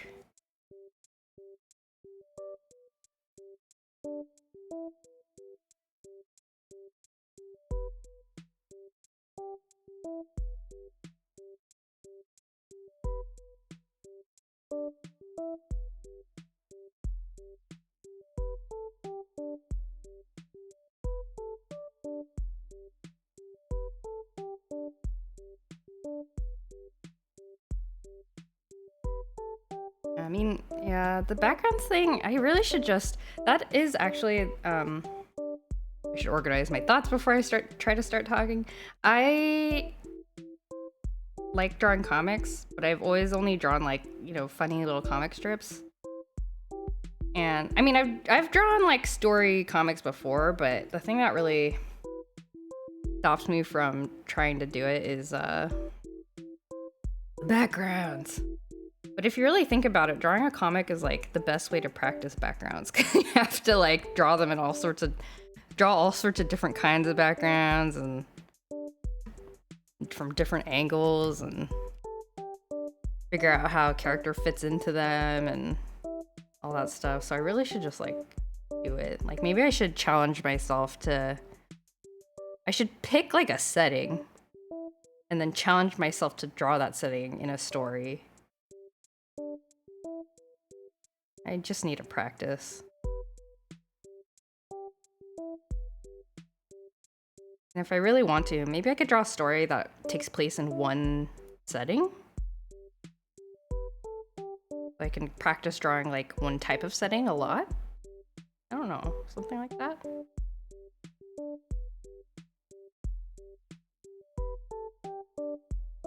A lot of really nice forested parks here where I live, and back in autumn I spent like 2 months hiking and taking nature photos to use as backgrounds for drawing Pokemon into at some point. Oh.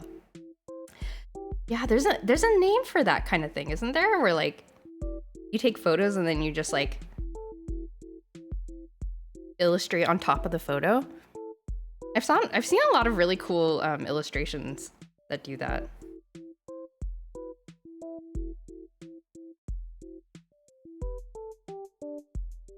That's really cool. I should try my hand at that, actually. That, you know, that's another good practice idea, because then you have to really understand the perspective of the photo that you took, and then like the scale of everything, so you can fit a subject into the photo in a way that makes sense.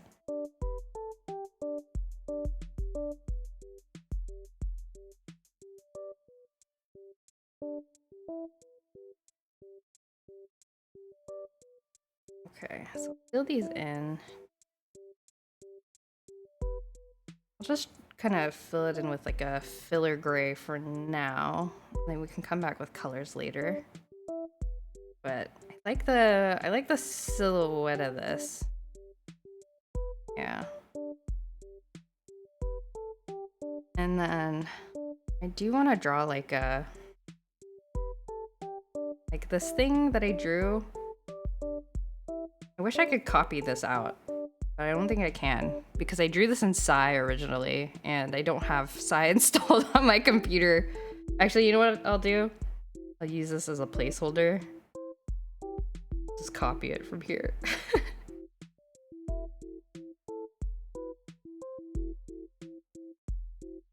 Just copy it from here and use it as a placeholder in the new business card. I'm a genius. Actually make the border sort of reasonable. Okay.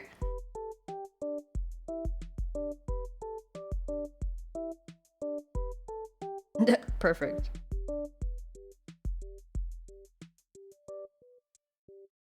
So I was thinking about putting something like this here. That way my artist name is kind of front and center on the business card. I have special star. Wow. How did I do it? Because I'm special. I want to update these stats too. I probably put these on the back of the business card or something, because I really liked this idea. I think it's cute, but I need to I don't know. I want to update these. I feel like my attack stat is higher nowadays.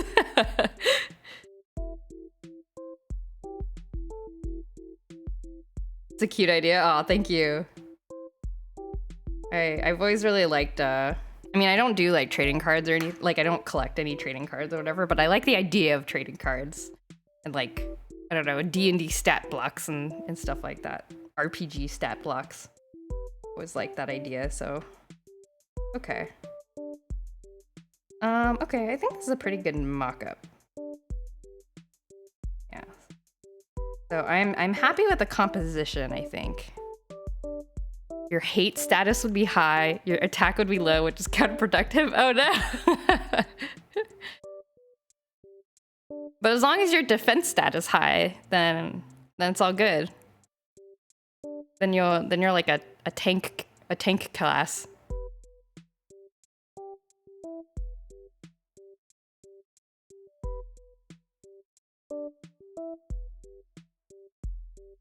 Okay, let's see here. What color eyes did I give this character? Oh, just brown. Fine.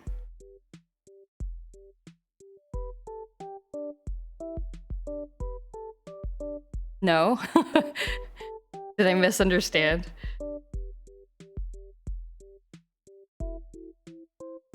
Oh wait, does hate status mean you hating other targets, or does that mean like I initially interpreted that as like enmity, like taunt, like aggro. Oh, you hating. Oh, okay, I see. I see.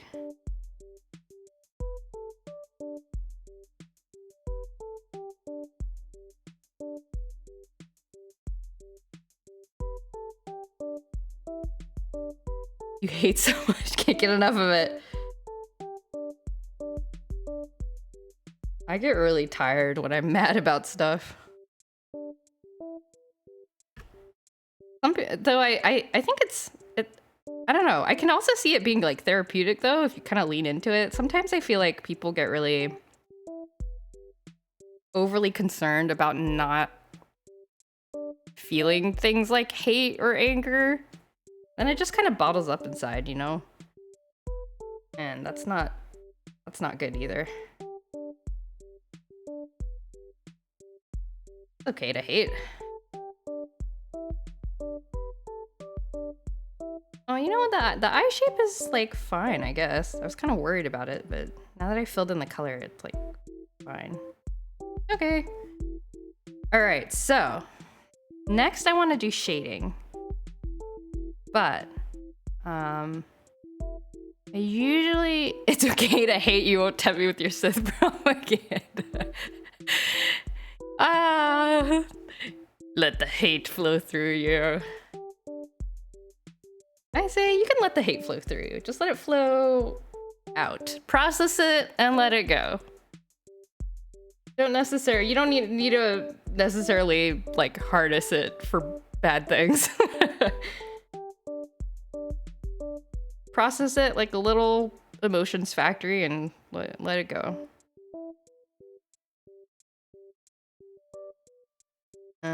Okay, let's see. There's the glasses. That's the liner. Ooh, let's take a look at the shapes. Yeah, look at these shapes. Pretty good shapes. Very readable. You can kind of tell what's going on even without the liner, which is nice. That's good stuff. Okay. I want to do shading, and I actually very recently tried a new kind of shading technique, which I found to be very like fast. But I've only done it once before, so I need to open a reference. So hold on, let me save this. And actually I'll open my Vesper fan art, because my Vesper fan art was the first time I actually tried this new shading technique. I need to look at my layers and see like what I actually did. I cannot remember if I pulled it off, but I remembered it being very like kind of easy in a weird way. Here we go. Where is it? Okay. Here it is. Oh, I hope it's not too big to open. Okay. So, remember what I did. So let me erase, or let me hide some of this stuff. Oops, not what I want. Don't want that either. No.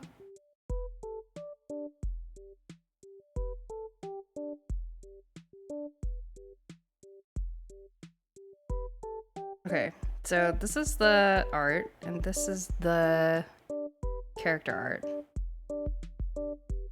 What I ended up doing actually was, okay, for this character, oh my gosh, there's so many layers. Oh my gosh. Okay, here we go.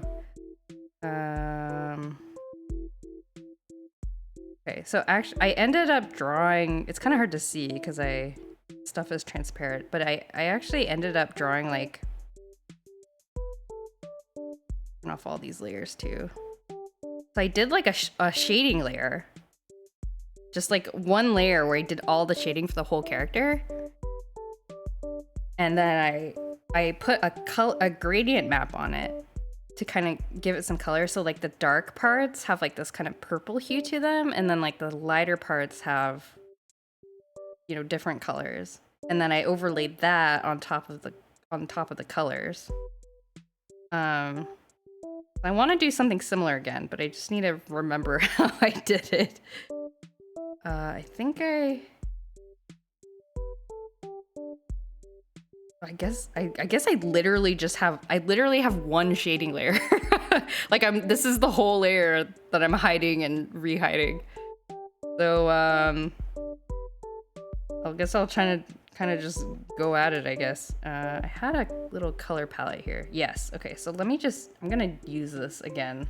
So this is where my Inktober skills kind of came in, where I'm like kind of pretending I have these three marker colors, these shades, and that's what I'm gonna use. So let me put those down in this thingy. That's so cool. Here I am still trying to get used to not looking at the paper when I draw. Thank you. Yeah, this is a new technique for me. It took me a while to like figure out how to do it. Um, but I'm hopefully, I don't know. It's sped up my process quite a bit, so I'm gonna try it again this time. What I'm curious what you mean by not looking at the paper when you draw, because I definitely look at the surface that I'm drawing on when I draw. I'm curious about what you mean. Oh, do you mean like for digital drawing, like looking at your tablet instead of the screen? I know that's like a thing that is hard to get used to. I mean like the entry level tab. Ah, yeah, right. Okay. Yes. That it's like a weird like mental thing, right? Because you're like doing something with your hand, and like the instinct is to look at your hand. So, but then you have to get used to like feeling with your hand, but like seeing what's happening in a different place. Yeah, like I totally know what you mean. They mean like when you were a kid, you wrote my dreams in the dark. Oh yeah, that was something I said in the last stream. Not very effective. Would not recommend. I need to look at I had some references I was looking at for this like shading process. I need to try to find those references again.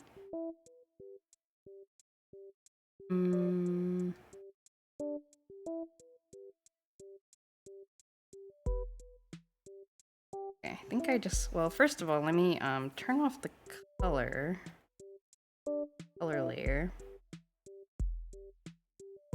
And okay, let me put all the color layers into their own. What is this? Okay, I apparently have an empty layer. Oh no, that's the eye layer. There was one exercise I tried a few years ago, looking at photo references of people posing and drawing in a minute without looking at the paper. Oh. Just to kind of like quickly grasp, like doing like a gesture drawing, right? That's cool. You get used to drawing different poses. Yeah. And you kind of, I guess like the act of not looking at the paper sort of forces you to just like think about it instead of like being concerned about what's on the paper.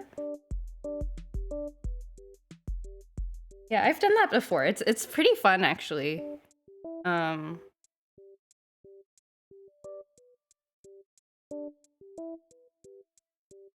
Oops. Why is this not? Fill bucket. Oh, it's because this is hidden. Okay. Fill bucket. Okay. I actually did randomly at my work.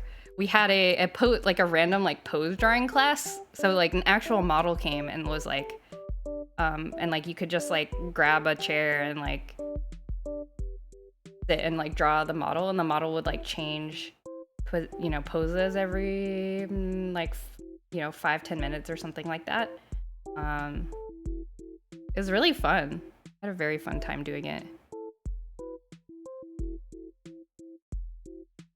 Okay.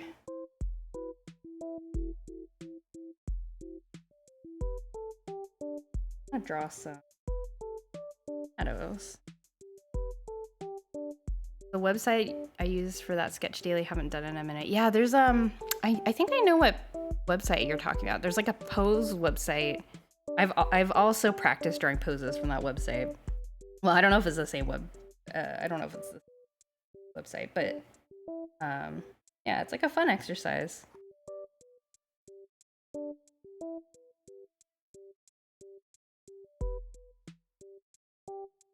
Okay.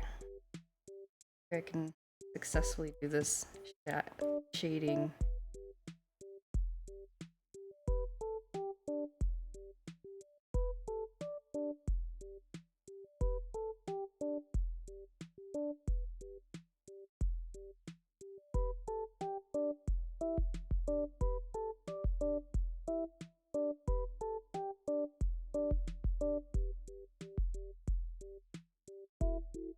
Did a model at your work? I thought you worked with computers. Yeah.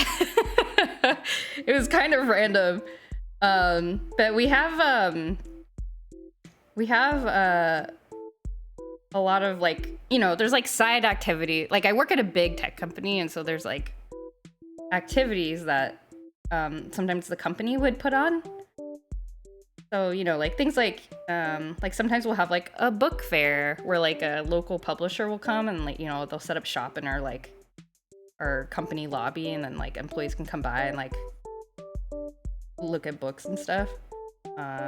Or like I think one time we had like a small business fair, so like local small businesses could come, and like, you know, we kind of had like a mini artist alley sort of.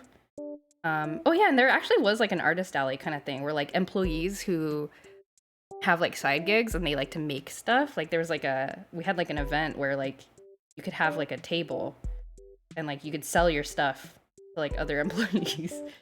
So people, you know, you could show off your like cool things that you make and things.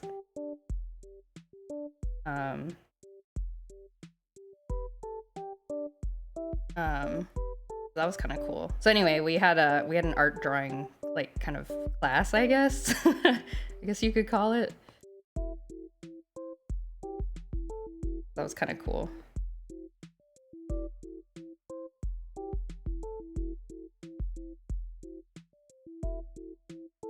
Okay, so first I'm kind of trying to like draw like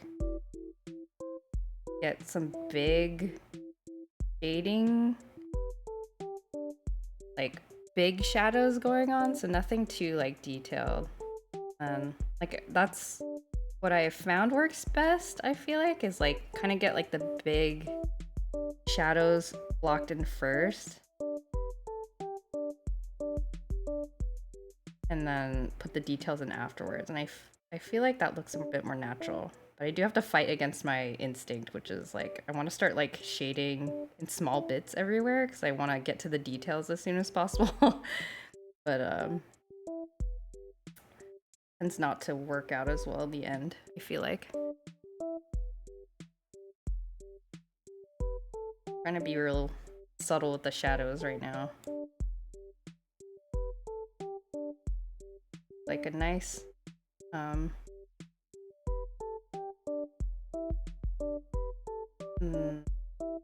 what do you call it? Like foundation. Shading is the thing, you can't do it all, only work with hard lines and shadows. Yeah, I tend to like I tend to go more for the hard shadows for some reason as well. I don't know why. It's like, I don't know. I guess because you can see the result right away, maybe. Not really sure. But gotta like, I don't know. I've been trying to be like more flexible, like try to mix in hard and soft shadows, and then it tends to look a little bit more realistic because that's what real life looks like. There's like a mix of lines. Yeah, but I also struggle with that. I don't know why.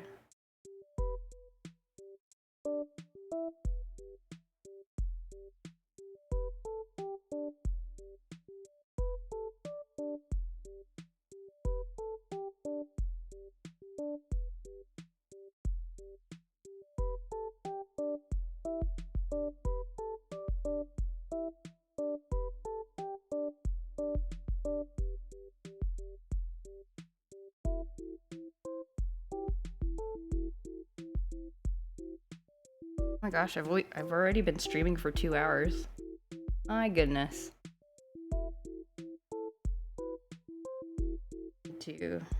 Maybe I'll try to get like a rough sketch of the shading done, and then maybe that's where I'll end for the night. Probably will be streaming this again tomorrow sometime, maybe in the afternoon, because I really wanna. I am in dire need of business cards. I really want to send this off to the printer, dude.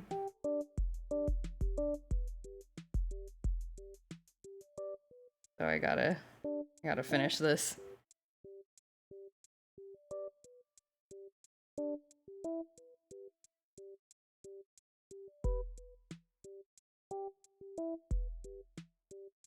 Gosh, how do these shadows work?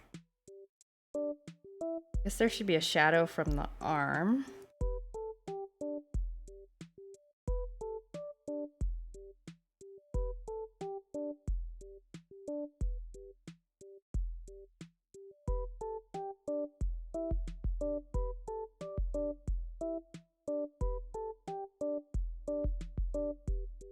Shadow from the arm, a shadow on the back of the hand.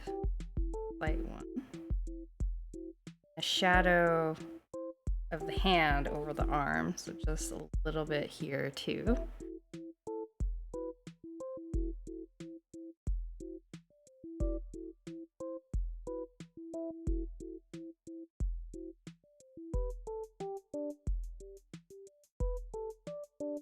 Probably some shadow on the back as well, which is covered by the hair head.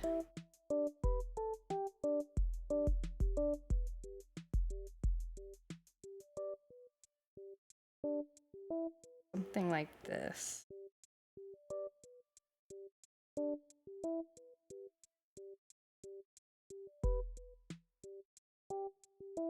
Something like this.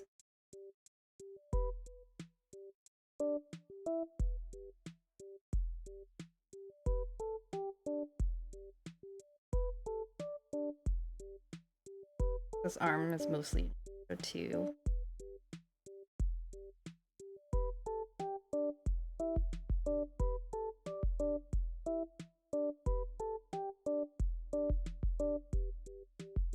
Shadow from the eyelashes as well.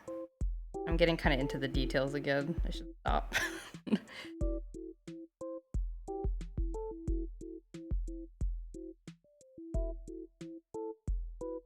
Side.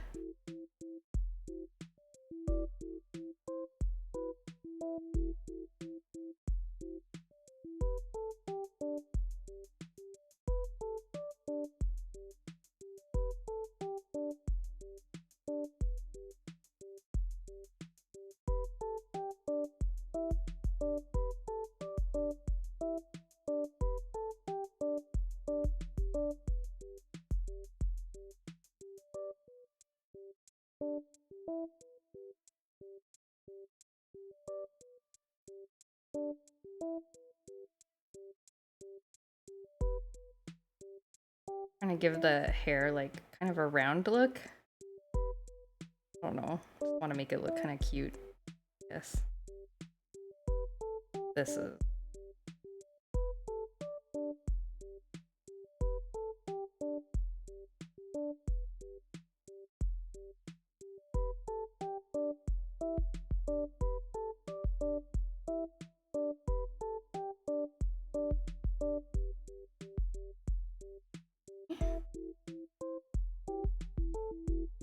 For this skirt.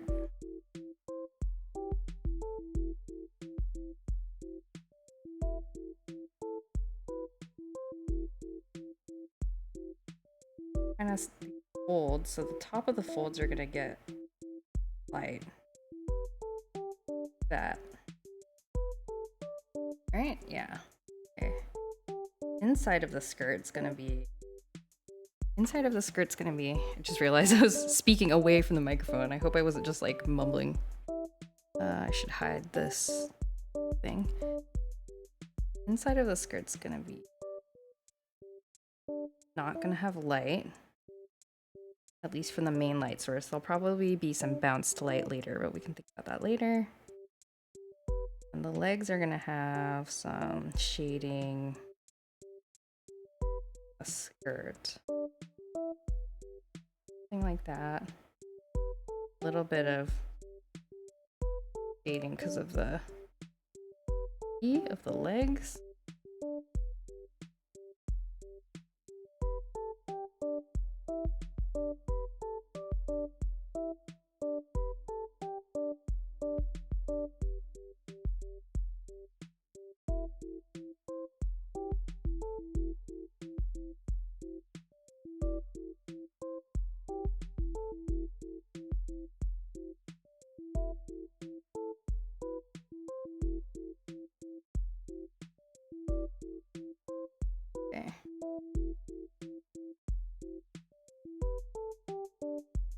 the top plane of the skirt's gonna have a lot of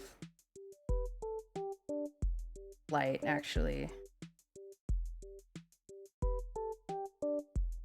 Like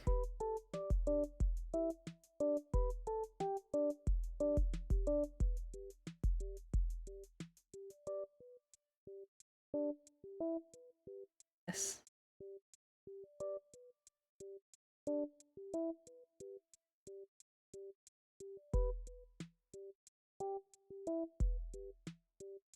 Something like that. A little bit of shadow here too. So the pleat.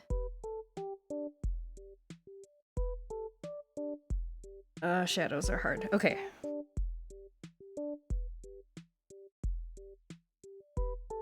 Okay. Alright. What the heck? Oh my goodness. Hold on. Something is wrong with the... Oh my goodness. I was like, what's wrong with this leg? Leg is wrong. Time to fix.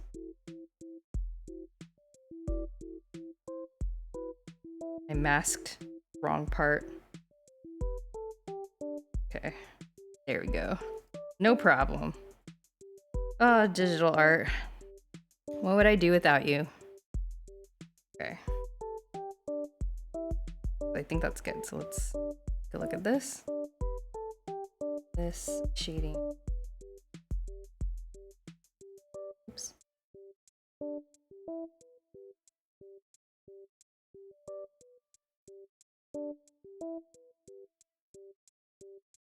Wait, what on earth is happening?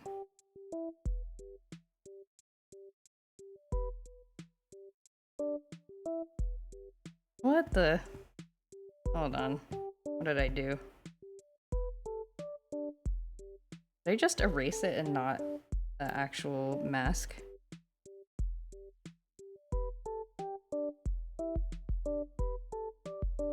Okay. Now we should be good.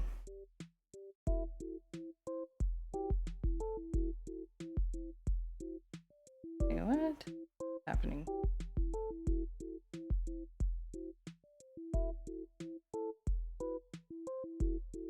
Oh, it's because I'm painting on the... I'm a doofus.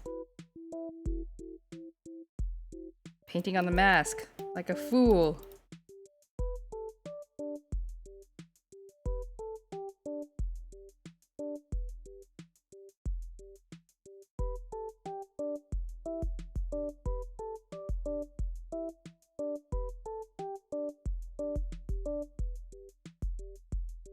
Okay.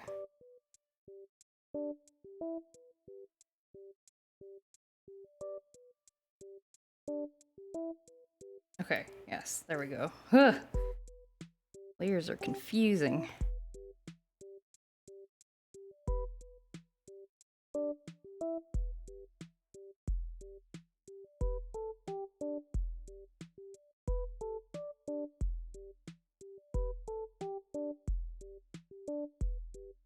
Okay.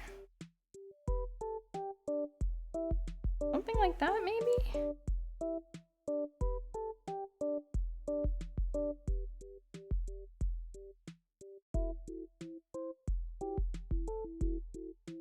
No. Something like that.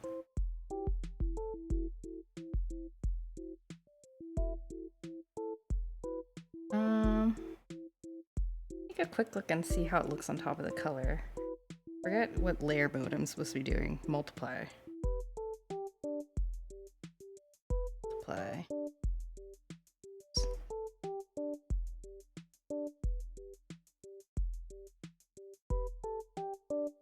Yeah, okay. That seems pretty decent in terms of where the color should be going. So I think maybe I'll just end it here. I know I want to definitely get more contrast in with the color, like go in with some darker darks and such, but I think I have a pretty good sketch of like where I want the shading to be. So that's good. And then we managed to finish flatting the main part at least. Also good. So, great stream, go eat fries. Ah, okay, yeah, go eat your fries. That's very important. So thanks everybody for coming. This was a lot of fun. Thanks for keeping me company while I work on this. I will probably also streaming this tomorrow. So yeah. Bye Greg. Bye Ham and Eggs. Thank you for coming. Thanks for hanging out. All right, we'll end it here. Thanks everybody. See you next time.